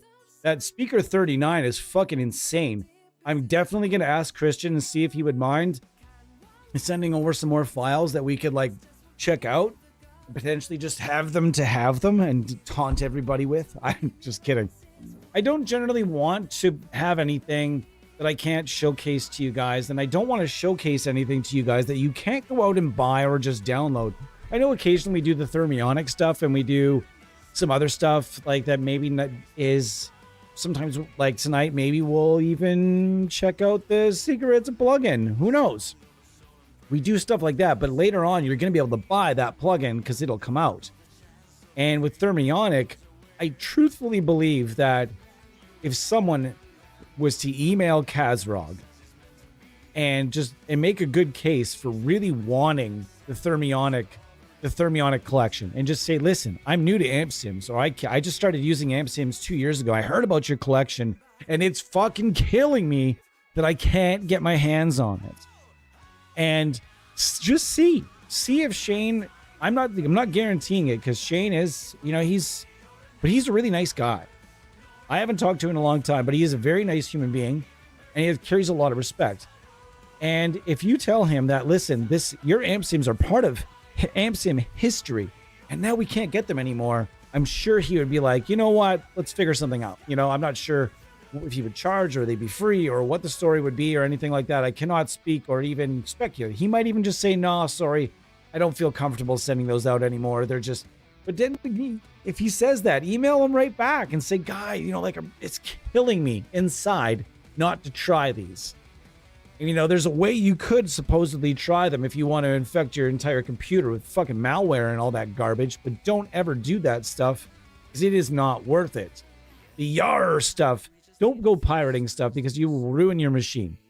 That is hand to it. I've talked to many people. Whoa, what happened there? I've talked to many people that have ruined their machine with pirated software. Don't do it. It's not worth it. It really isn't. The shit attached to that stuff, you can just ruin a machine. Just buy the plugin. Even when they're on sale, I'm sorry, but like these people work too fucking hard. So if you're out there, and I'm not going to say that I've never pirated a plugin because I will actually absolutely admit that once upon a time, I pirated a couple of plugins when I was doing honest amp sim reviews and I wanted a full market research type thing. And there was 2 or 3 plugins that were now they're sort of defunct companies. And one of them was the Magic's amp. And it was still technically for sale, but it was a company that was defunct.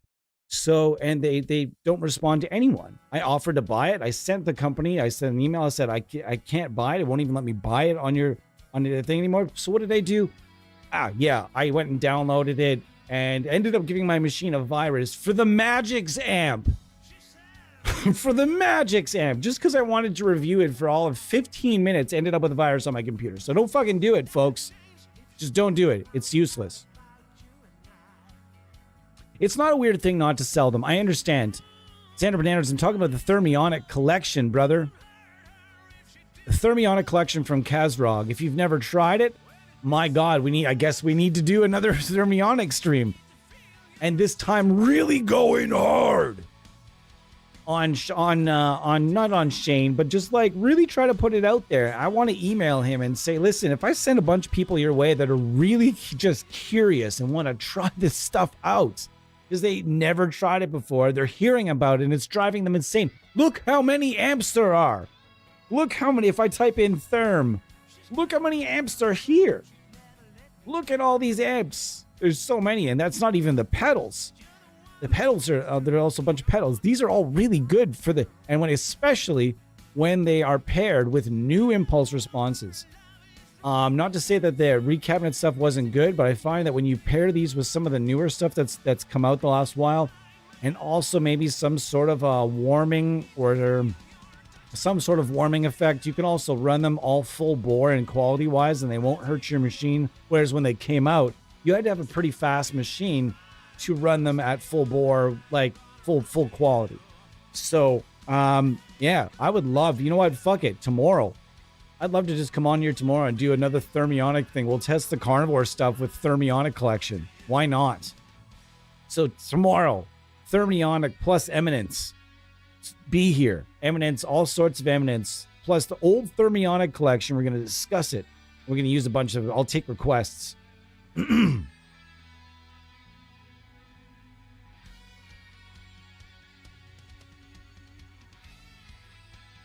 I don't know, man. I would personally, it's if I had to choose one of all these amps for the to be the next amp craft. You guys tell me what would be your, if you could choose any of the old thermionic collection to be the next amp craft plugin, which would it be? For me, I know which one Bo's gonna say.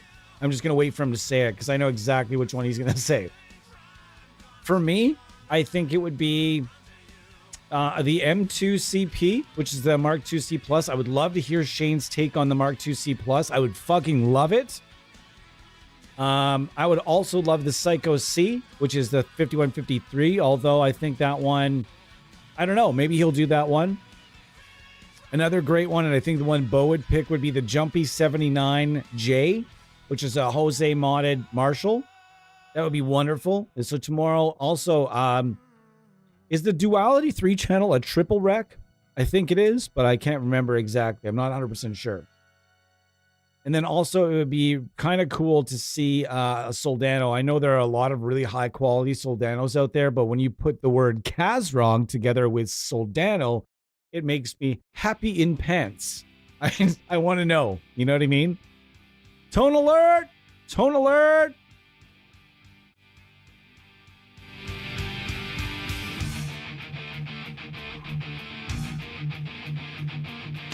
Oh.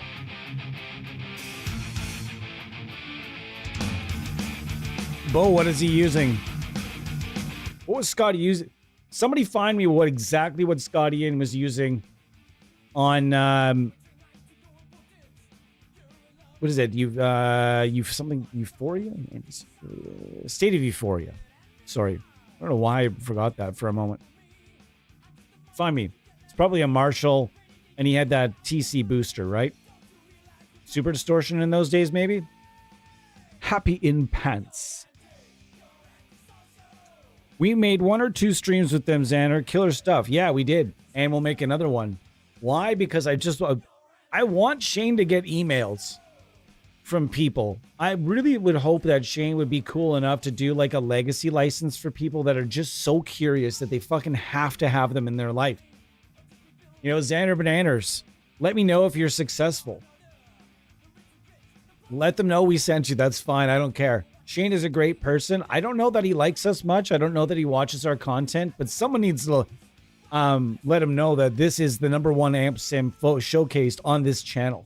And it sounds amazing. And I know I never use the cabs. I prefer to use my own cabs, but let's not fucking let's put this together for a second, folks. Let's get this straight. Shane knows his shit when it comes to impulse response development. This guy has been at it for a very long time. He did recabinet 1, recabinet 2, and etc. There are a number of recabinets, and it was constantly adding new cabs that he shot himself. And those recabinet libraries still stand. Even the old ones before being like, I know he remastered them, but the old ones even sound really good still. So guys, there's nothing wrong. They give you the access, by the way. If you're curious, to a 1960, a Marshall with greenbacks, an oversized Mesa, and an orange. I don't think I've ever used the orange with this particular plugin. I don't think I've ever done it. I don't know why. It's not like it's a bad cabinet, but 5150 plus orange doesn't always come together in my mind. I don't know why. Who knows? Anyhow, guys, it's been fun today. I'm not getting out of here just yet. We're still, what are we at now? We're not even at 2 hours. We're good. Let's get the comments going. We got 10 people in here today. I really would have liked to have Chris on today. He's also a super, super busy guy, as mentioned. All right, we're going to keep crushing. If there's an amp sim you guys would like to hear, let me know. I'm going to try the Klurton Grindstein. I'm going to turn the cab off. And we're just going to use, we're going to do her. We're going to have some fun here. This is, if you've never tried this from Audio already, you know. Fuck off. Am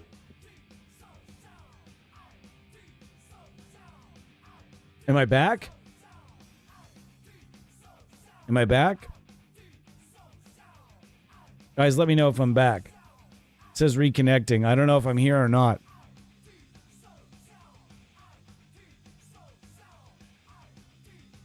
Am I back? Okay, let me know, guys. Am I back? Am I here? Am I working? Is it not working? Is it working?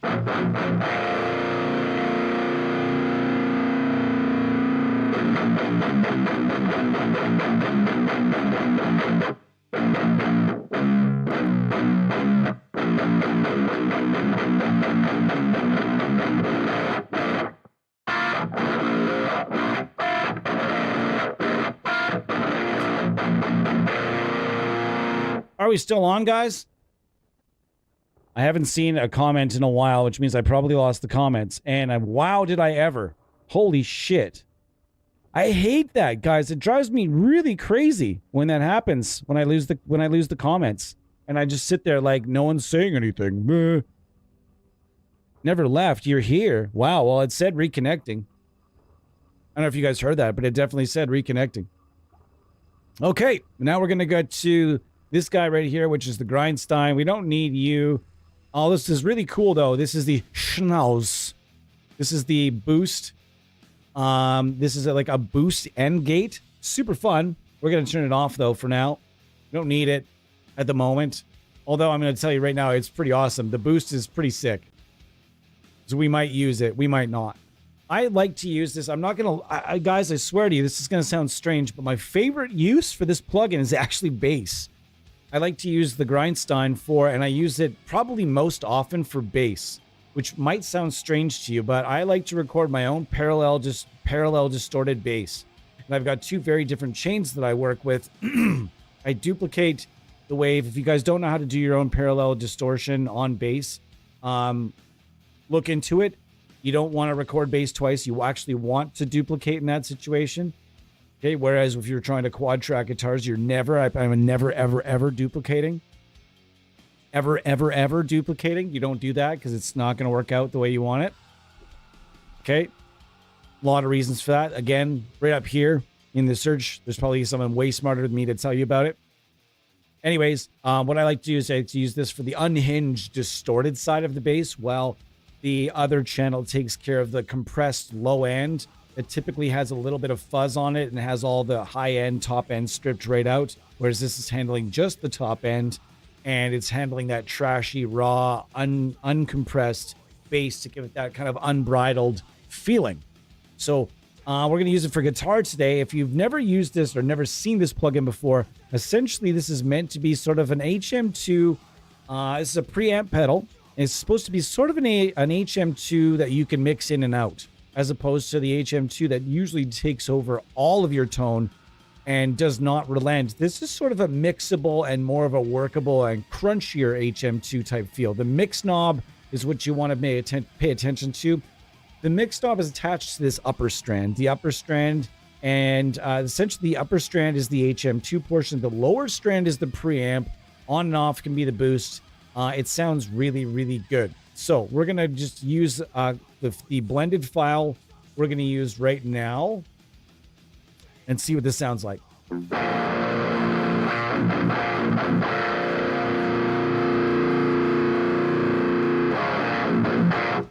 right, it sounds pretty filthy so far. Let's see what we got here. And we're going to turn up the high. We've already got it on bright. Bright and dark makes a huge difference. By the way, huge difference, bright and dark. So you'll want to work with that. The grind, the mid cut, what we can work with. And we can take this all the way out. Now we're just working with the preamp itself.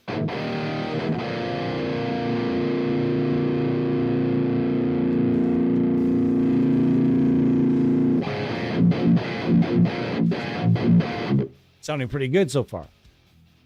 And if we want to mix in more,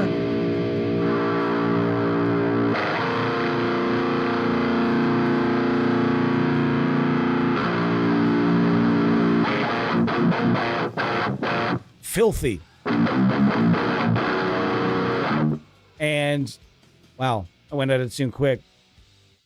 So this is sounding pretty meaty, pretty cool with the Karnivore IRs, although we've got it dialed in for the moment, but we're gonna come back to it once I test another IR. It's not really sounding as good with my blend. So let's find something else to test it with. I love that blend though. What is this tone we're listening to? Ah, The Crown. Nice. Marco, by the way, Marco Turpin, friend of the Amp City Universe, just started his own YouTube page. Give him a follow because, man, him and his son are going to be doing some pretty cool stuff. He just ducked out his whole studio room and everything. He's really making a go at this. So give him a subscribe because this guy's awesome. And he really knows his stuff. He knows how to make a good sounding album, folks. So go and check it out.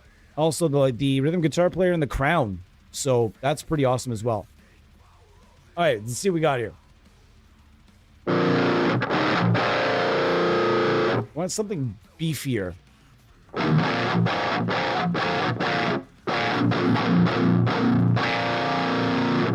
Sounds solid though. I mean, I do like the onboard IRs as well. I think we're also made by Kristian.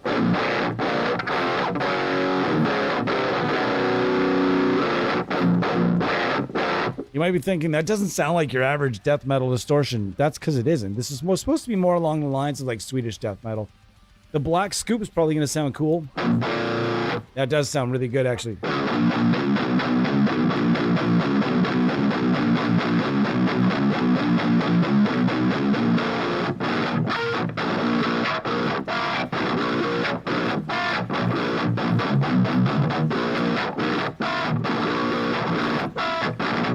Anybody know the song? Anybody know that song?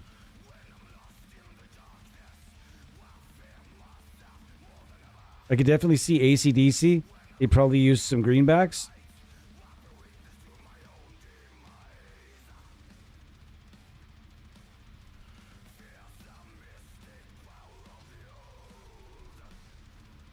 The audio cutting in and out. Is it cutting out? Is it cutting in and out?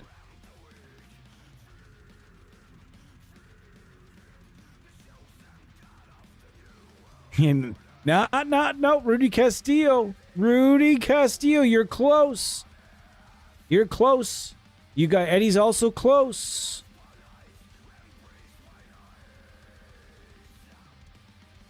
Xander Bananas, log out of the stream and back in. It should fix it. It seems to fix it for most people. I'm not doing anything different today. Does my video look fucking whack to everybody else? Tyler's video is on a free trial. Does anybody know? Ah, yes it is. Yes it is. I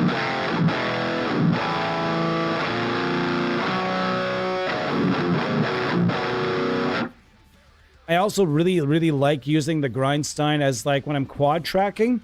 I like using it as the secondary track. Sometimes I'll triple. We'll triple track each side instead of double tracking each side for a quad track. I don't even know what you want to call 6 tracks. But sometimes what I'll do is I'll record 6 tracks of rhythm guitar in some places. And what I'll do when I want to accent, like it'll be a standard quad track, right? And then what I'll do in the chorus, just to kind of separate the chorus a little bit, is sometimes I'll let one of the guitars hang and then bring it back in the chorus. But if it's something where I'm running 2 rhythm guitars, so I'll bolster the rhythm guitar with like an HM2 type thing like the Grindstein, but mixed really low in the mix. So it doesn't really jam back in. It's just sort of a mid quality that lets it cut through a little, the rhythm guitar cut through in a certain way.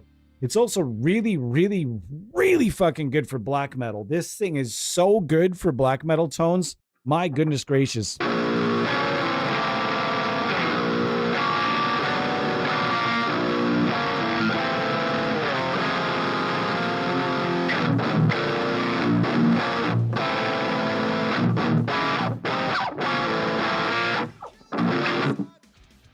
I think this thing sounds really solid, although again, probably not the right IR. We're going to keep looking. I don't know if this is going to be a super well blended situation here. It really has to be blended with something else. This wouldn't be a guitar tone I would use on its own. I would have to blend this with something else that's got a way more of a scoop to it and make whatever has the scoop a little bit louder in the mix so that it kind of evens out. Whereas this, as is, would really just tear through a mix really closely.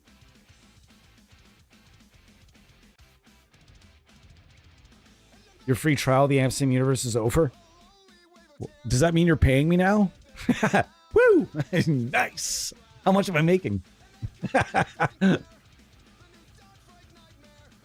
I wish.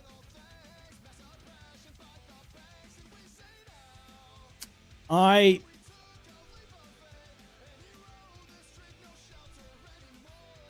don't know if I should say this or not.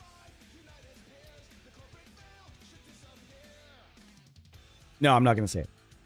No, I saw a particular influencer on Instagram today. I'm always looking for new influencers. Creators, we'll call them. I hate the word influencer. Fuck, I hate it. Influencer makes it sound like they're like constantly selling things. I like creators.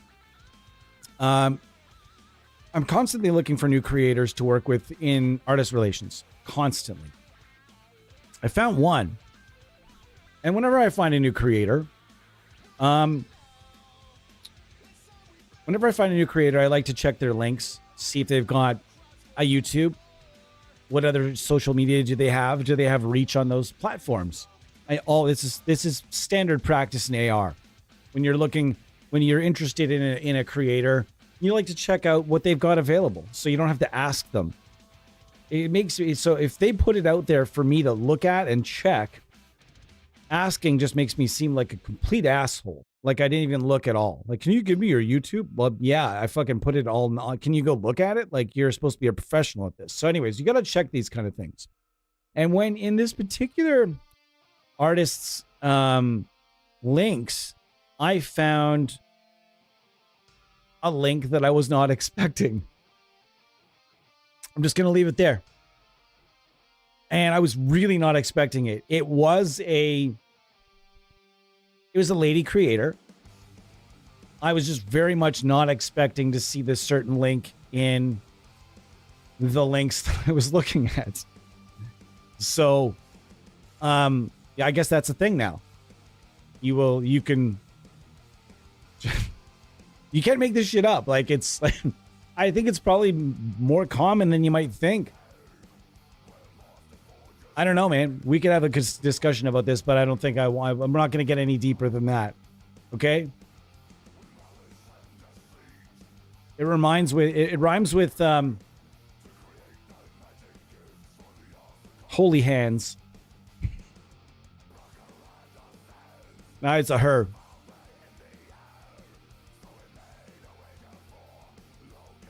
They had really complimenting guitar tone where it always seemed like there was little more sizzle on one side. Who are we talking about right now? AC/DC. Yes. AC/DC, actually, I always thought it was a bit... Malcolm's tone was always a bit more twangy with less gain. And a bit more like... It had kind of that like twangy, like that Gretsch. Because he had the Gretsch with the Gretsch pickup and all that, right? And then Angus was playing... Just think about the guitars they're playing with the pickups that are in those guitars. You know, Malcolm's playing the Gretsch with the one bridge pickup. And that guitar... is it a TV Jones pickup in that guitar? I think those pickups... When you put that guitar through even just through the same amp versus a Gibson SG with like a big fat muscular Gibson humbucker in that guitar, I mean, it's just going to be a different jam altogether as it is, right? But yeah, you're right. There's always been less gain and more twang in Malcolm's tone. I always loved Malcolm's tone. I love his backup vocals too, man. Malcolm Young's backup vocals are maybe some of the crustiest and best in the history of music. Okay? He's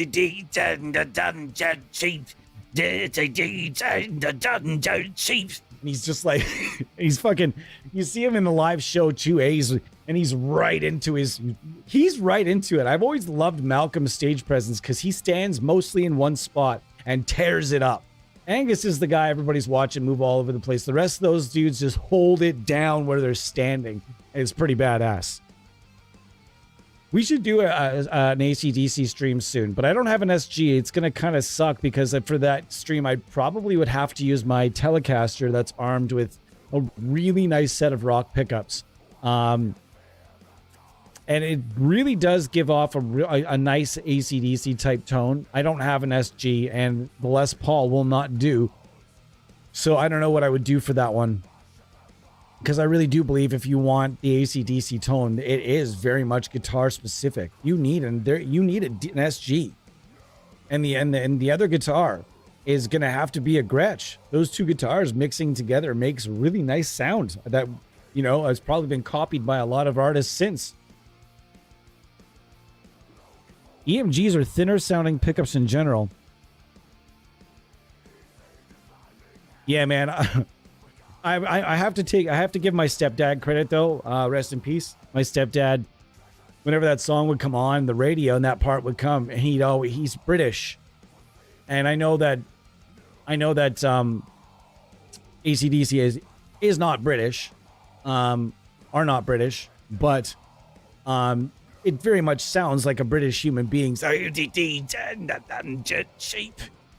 And my stepdad would always do that impression. He did a really good Australian impression and multiple. He could do any British accent, and you're like thinking, how many British accents are there? Fuck, there's lots. There are lots. You could just be like, his buddy would just be like, do all your British accents, and he had there's like 15 of them, guys. He also knew a gypsy accent and everything else, so he did funny things to make us laugh, and that was one of the things I got from him. So I learned his impression. His impression was impeccable, and I do his impression perfectly because he used to encourage it as a kid, and he'd be louder, and then he would make me do that part, and I'd be like, so that's a fond moment I have with my stepfather from when I was a kid. All right, we're going to move along from the Clerton Grindstein. We're going to get back to the standard to Chugga Chugga. And I don't want to listen to Psychobilly right now, although I was hankering for it the other day. A band called The Creep Show that I really like from Canada. All right, guys, and we're going to be here for a little bit longer anyways. We've just been hanging out and having some fun today. EMGs are not thin. I don't think EMGs are thin. I think EMGs are dark at times, and I think that there's a weird, awkward mid-hump that I wish that in some of their pickups, there's a weird, awkward mid-hump that I wish I could somehow, just like mentally, with my brain, move in the technology, just bump it back or forward just a little bit somewhere. I've always felt that was the one downside about the EMG pickups is through a lot of their sets, you'll hear this sort of boxy mid hump that you have to kind of work on the amp to scoop out. That's why I feel like I'm always scooping things out a little bit when I'm working with EMGs, because I find that when I scoop them out, they sound just so much better when you scoop them out and increase your highs. And I don't go too crazy with the lows though. You don't want to give them like 80s style scoopage, but like I definitely come back to 3 or 4 on the mids, and it just seems to make a world of difference with EMGs. When I leave the mids up, I start to get that mid, that boxy, cardboardy, and not like in a terrible way either. Like it's just there's a tinge of it that you can hear, and that's why I really enjoy adding some sort of a treble booster, or something like the TC Electronics integrated preamp, or like a grind or a Fortin 33. I just think that's just a magic setup for EMGs. Those pedals, I don't like a grind pedal any other time except for when there's EMGs involved.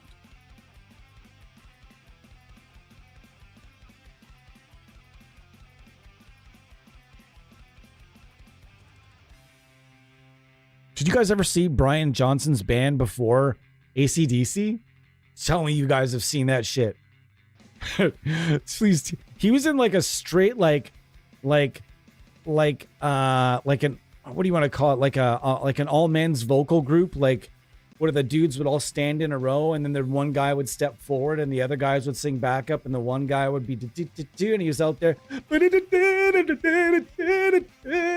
and he's like the fucking big giant fucking afro and like bell bottoms and shit. Man, you look it up. It's from like the 70s. I am a firm believer. So people are going to hate me when I say this too. I think one of the best things that AC/DC ever did for their band was to get Axl Rose at that time, because Brian Johnson was struggling hard with hearing loss, and his doctor literally told him, if you don't stop performing and if you don't figure something out, you're not gonna be able to hear anymore, anything, not one thing. So up to you, buddy. You go ahead. And then like they didn't want to part ways with him. They just had to, because they wanted to keep touring and he was dealing with some stuff. So they had to like part ways. Axl Rose did the Bon Scott stuff perfectly, and he did the Brian Johnson stuff perfectly. And there's not another individual on the planet that sounds like Brian Johnson. So it was shocking to me how close Axl Rose came to singing all of that stuff and sounding perfect. Perfect. I remember hearing it and thinking, holy shit, he sounds good. Like, wow, he sounds really good. And then all of a sudden there was this, they dismissed him and brought Brian Johnson back, and now people are calling for them to retire because they look they're really old dudes. These guys are in their late 60s, early to mid 70s. Like, how old is Angus Young now? How old is he? I dig the B100 and Amp Hub too. Fort and Cali is one of your favorites. Nice. Me too, buddy. And guys, we're sitting here talking a bit of shit at the end. It's not the end yet. We're going to keep going through. I would also like to try the Karnivore. Even though the new cabinet section that Chris has done for this rectifier here is really, really good, I'm still I want to use it to try this IR pack, because the natural tone of a rectifier is quite scooped, and the natural tone of this particular speaker seems to have like a really nice mid hump in it. So let's see what we got.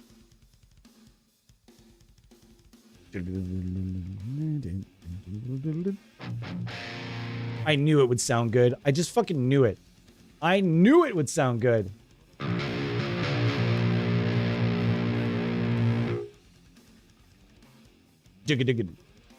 What a riff. If you haven't heard Scarified by Racer X, my God. I really want to go and watch that video, the live video of him and Bruce. I always call him Bruce Boulay. Is that the correct? Bruce Boulay?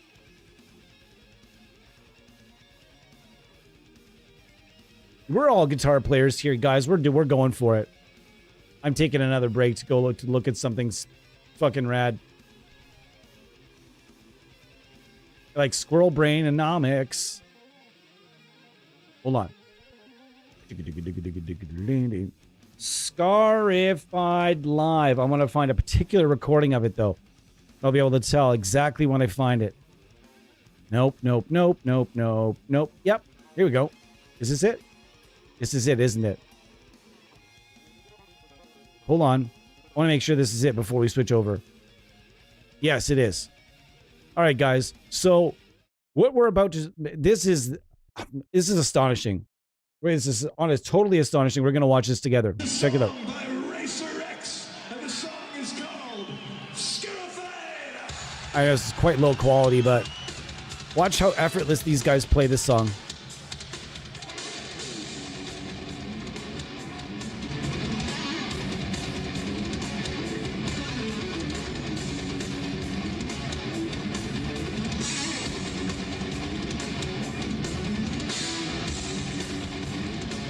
Just wait till the part where they solo together and how effortless they make this look. This dude sells insurance now or something, or realty. Or he does something different now. He's not a full-time musician. Here you go.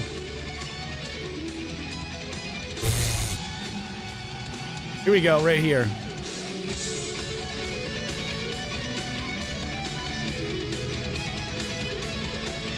Yeah, show me the bass player. Fuck, come on.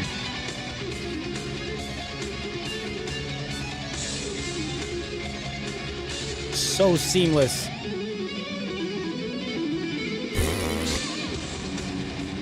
Whatever.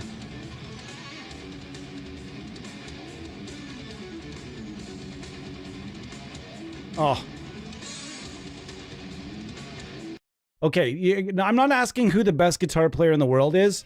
Who's your favorite guitar player to watch play? Because I don't know that there are a lot more guitar players more fun to watch play than Paul Gilbert out there. I just watch him. Watching him play makes me so happy because he makes it look so effortless. He barely moves his hand in those big runs he does. If they're all just in like one shape and he just sits there and legatos through the whole thing the whole fucking time. And you're like, oh my God. Jeebus. I quit guitar. Loomis, nice. That's a good call. Okay.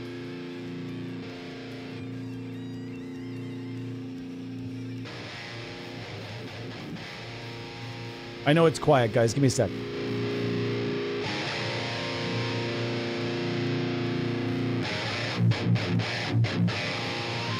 Now that's what I'm talking about. That's definitely what I'm talking about. That sounds terrific. That's a little bit extra sizzly. I'm going to take a little of the sizzle out. Take a little sizzle.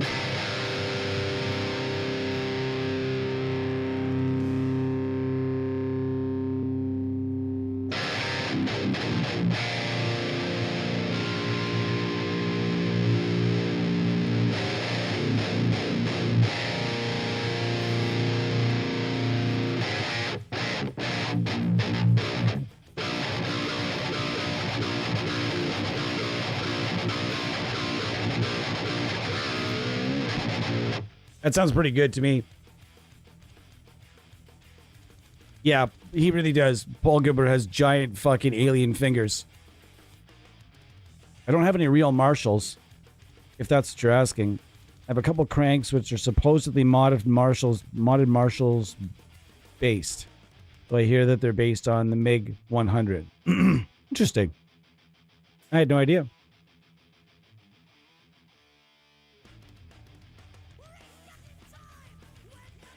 I wonder what happened.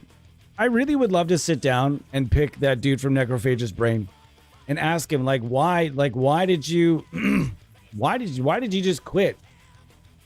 I want to try it, and let's try it with Atlas Amp. Because they don't really provide a lot for IRs in here. Can I shut this off? Wait, can I not turn this off? Oh.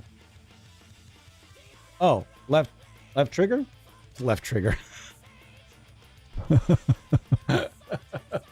Left trigger. Okay, we can. Okay, fine. Sounds good. Let's see what we got here. Oh, I knew that was going to be loud. Good thing I checked her.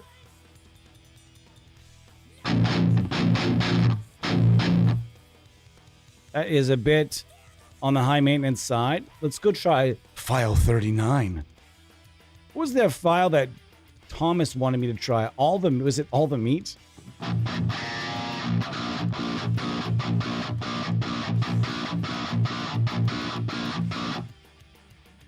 I don't know. Have you guys tried this amp sim yet? Let me know what you guys think about this amp sim. I'm very curious because I don't have a particular opinion just yet on it.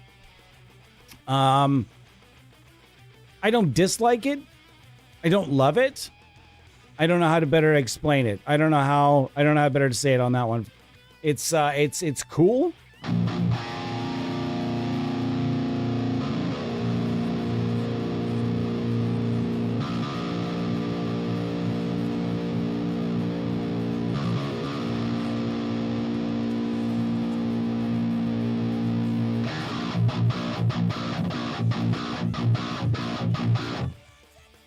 Okay, now I can bring the volume up a bit. Now I'm trusting it. Okay. They don't just give you a straight screamer though, which I kind of need. So I just want to use a straight screamer. Like that'd be nice. That would be something that I wouldn't mind having in this. I know that they give you the grind and the thal and the Ert key. And the divent. But there's no just standard tube screamer in here, and I kind of want one. I'm going to use the unified preamplifier for a second. Hang on.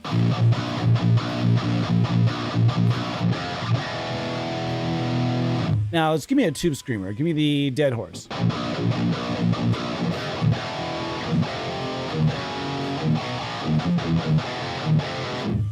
I didn't. Okay, you know, I'm actually just because I know there's a substantial update, I'm going to get rid of this. If there's a substantial update that makes things different, I'm not even going to showcase it as it is because that would be irresponsible. So I'm not even going to do that. I'm going to do my job, make sure it's updated before I showcase it. That's pretty common practice. For now, we're going to go to the JVM, turn this cab off, and we're just going to... This is a really easy way to test IRs. It really is. Super easy way to test as many IRs as you want. It's just an easy going tone. We're going to set it and forget it and go back to testing some IRs. Let's see what we got here. Okay, sounds good. Let's make sure our output...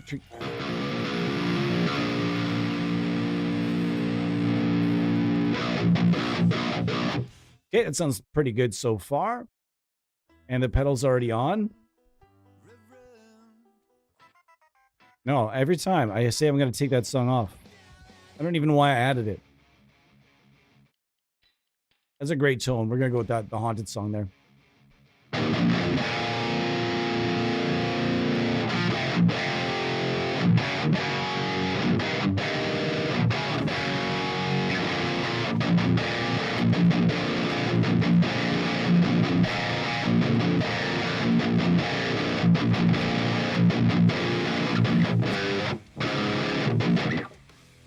Do.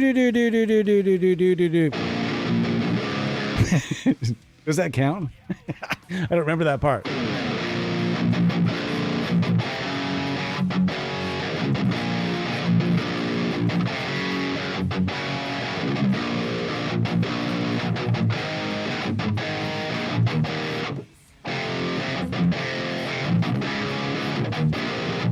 Shit. Damn it! Stupid brain! Oh, yay!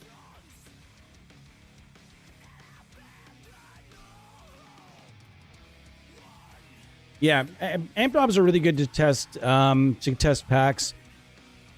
Just find one. Find, I would say, three. Let's say three amp sims that are quite different, that are not based on the same amp. One that's kind of darkish. One is kind of on the bright side. One maybe in the middle somewhere. You know, maybe maybe go with like an orange, a Marshall, and a PV, or you know what I mean, like something that's nicely spread out. Make sure that there are three plugins that you know backwards and forwards, forwards and backwards and forwards again, so that you know exactly what the amps in those and the pedals inside those plugins are giving you, so you can focus on just what the amps, just what the IRs are giving you, or you know, make it something where you know the cabinet section really well. So when you're trying pedal plugins, this is something where you know everything that's top to bottom, you know, kind of thing. So we're gonna keep going. This is a triple beef with bacon. We haven't gotten to this folder yet, so this. I'm guessing that this is where a lot of the good shit's hanging out.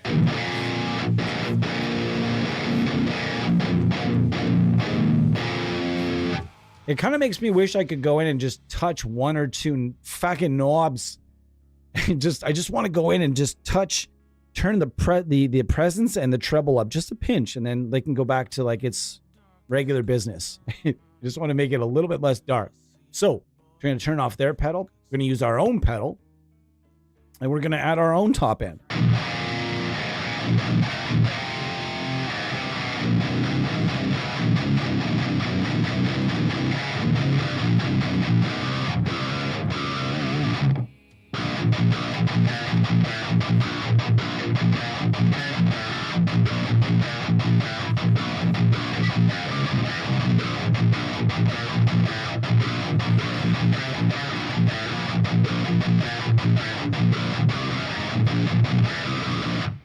All right, we maybe made it a little too chimey, so let's bring that back.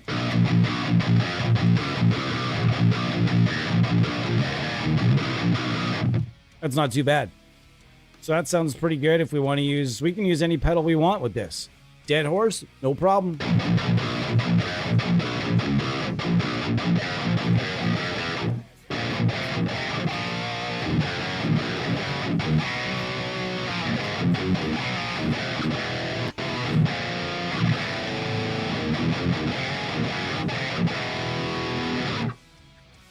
I think the best Marshall is a hot rodded plexi, but the best stock Marshall for metal, yeah. Yeah. I've been watching too much LA Knight lately.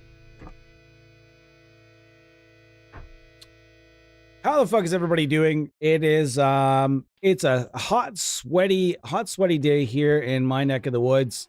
Just wanted to come on and hang out for a bit and just really just have some fun with some new stuff. Tomorrow, actually, one of the things I'm going to be doing in the next couple days, I know there's some new stuff in Amp Hub, so we're going to gather and go over some of the new stuff in Amp Hub. There's a new PRS.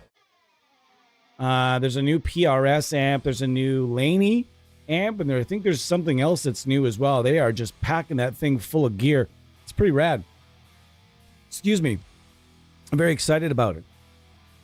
But thank you for being here today. We're going to do a few more tests of these wonderful impulse responses, and then we're going to get going. Cathedral Cut Through.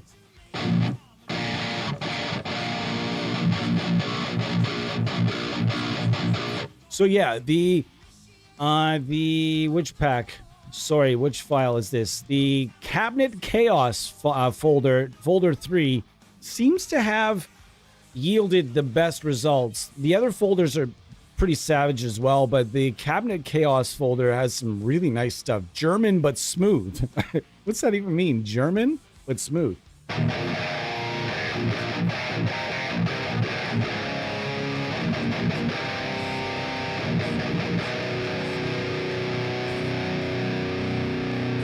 Green knobs.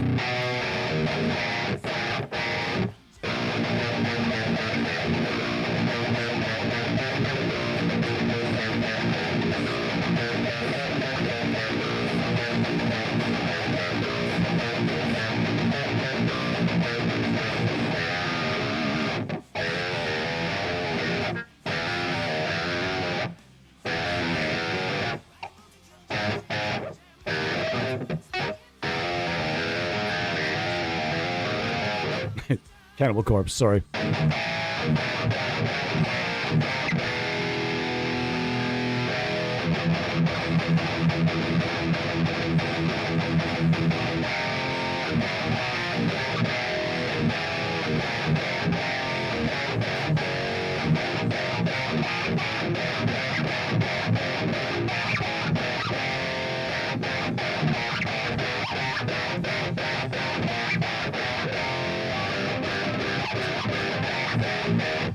Nice.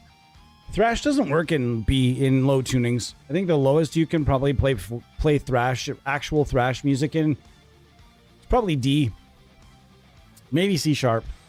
I think if you're getting down to C, you start losing that clarity and the twanginess. You may be thinking, what do you mean twang and thrash? Yeah. Twang and thrash. Go. I'm not kidding you. There is a twang to a good thrash tone. 100%. And I think today we got some nice tones with this new Eminence Karnivore pack. I will definitely try to have Kristian on to see if maybe he wants to come and chat with us about it. And we'll go over some more amp sims, and we'll just have some fun with it. I'm also going to ask and see if there's any more of that. You got any more of that there's Speaker 39? Anything that you got there that I can hang out and check out maybe? That thing I'll bet you, I would love to hear more files. I would love to know if anything's going to come of that particular prototype, because that is an awesome sounding speaker. All I know about it is it's called Speaker 39. I don't know anything else. Chest back day at the gym. Nice. Well, everybody, thank you so much for being here. I really appreciate each and every one of you for being part of this community. It's awesome. I'm working on some fun things. Actually, let me see if I got an answer on one of the fun things. I was trying to put together something kind of fun. What's this all about? And no, did not hear back. Let me see if I've got it here. No, I didn't get an email back just yet. I'm trying to put something together. We're going to be having some more guests. That's definitely what I want to start doing. I'm going to start just randomly messaging people and being like, hey, you want to come hang out? And yeah, all right. Yeah, sounds good. Let's do it. Even just like get things stirring up a little bit more around here. It'd be kind of fun. So if there's a particular content creator or musician or somebody you'd like us to have on that's within reason, let me know. Maybe I can just pull it out, pull somebody out and get them out here. Testament the Gathering is in C. Is it really? Well, Testament's a bit of a different bird, though. Testament is sort of, their career has gone in a different direction. Somewhere along the lines, they became sort of a blackened thrash death metal band. You know what I mean? At somewhere along the line, over the course of things, they started changing and being considerably way more metal than any of the bands from their era. Now, like Testament was right alongside all of those bands. They sounded, on par with a lot of they really should be the big five. It really should. Round it out, for fuck's sakes. Let Testament in the big four.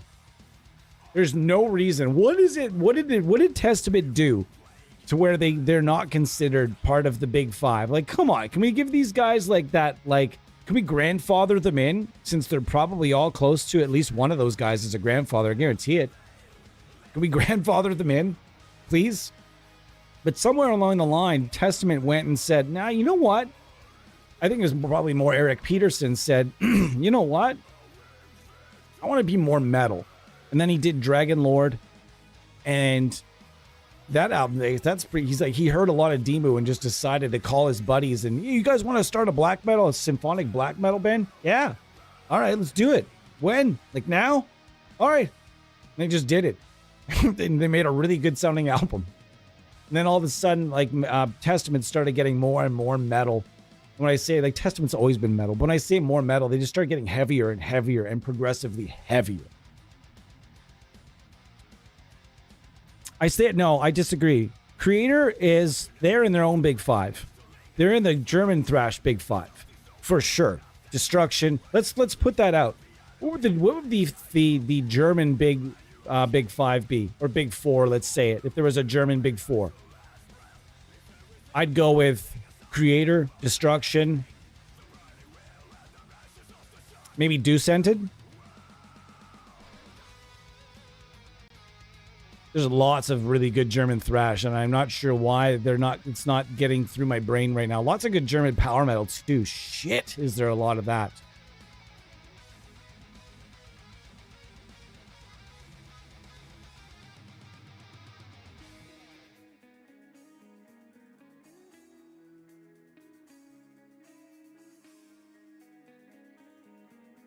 I'm kind of falling in love with the speaker. Eddie, nice to see you. No, Eric Peterson married Kirk Hammett's ex-wife. That's why. Did he really?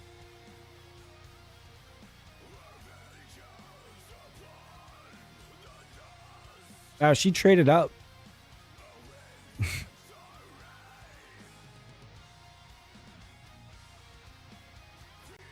Anyhow, guys, I'm going to get going and to get myself some dinner.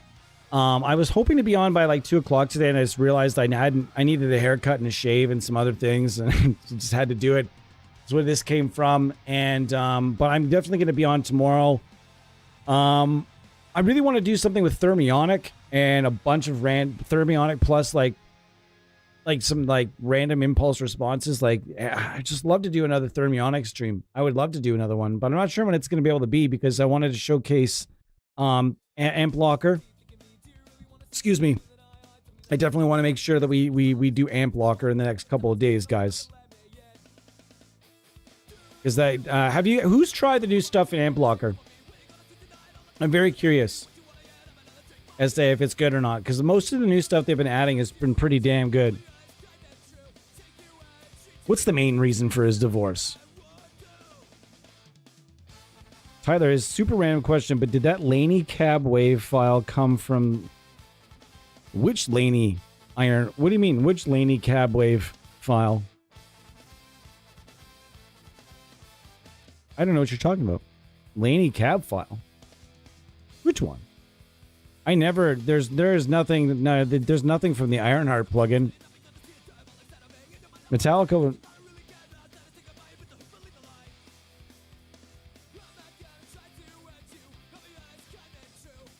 Anyways, guys, yeah. Shit, yeah. Tomorrow, I'll be back. We're going to do some stuff with Amp Hub. Amp Blocker just added an original LA series amp. Yeah. That's one of the ones I want to go after. The Tony, buddy. Tony, buddy. And I can't wait. That should be fun. Pedro, we'll see you later. Thanks everybody for being here. I appreciate it. We're gonna go. That would be great for a Tony Iommi Tone Day. I agree. Let's do a Tony Iommi Tone Day that we were gonna do initially. I think I have everything I need to do it. We have the Ironheart. We have that new Tony. We have also, I think Amp Hub also added one, and we have one from ML Sound Lab that I don't know if it sounds good or not, but they did send it to me, so I should probably bust it out. We'll see if it old Tony Iommi, old or new, doesn't matter. I'm the one person that hates Amp Blocker. That's okay. We don't all have to agree on on every plugin. That's awesome. We're never going to agree on everything. As long as we agree on most things and some things, that's what's important, guys. There's literally one single IR. I have no clue where it came from. I think that almost sounds like a CCAL IR.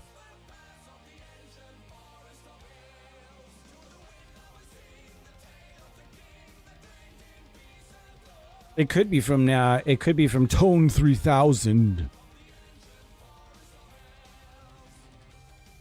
Yeah, we're gonna get into Amp Blocker tomorrow, and see what's up. See what's going on with it, and we'll go from there. Guys, thank you again. Like and subscribe as always. And my challenge for you this time out is to go and check out everything that Eminence Impulse Responses has to offer. Eminence Digital. A lot of speaker companies out there are doing digital sides now. So check these IRs out and let us know. Do you like them? Do you not like them? I still swear by the Blue Amp from Buried Alive. Like, hey, there's nothing wrong with that plugin. The Blue Amp is very nice. Personally, like the reamp section. A lot of people do. And we're gonna be chugging on it tomorrow, and see what we're not gonna showcase the Tony tomorrow. Maybe we'll go through it. I don't know. We'll see. All right. Cheers, everybody. We'll see you guys next time.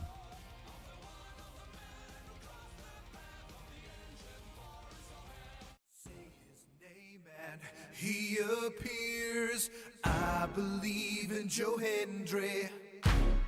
I believe in Joe Hendry. Cause they love him in London and Paris and Tokyo, America, Scotland and Canada and Mexico. They say I believe in Joe Hendry. I believe in Joe Hendry.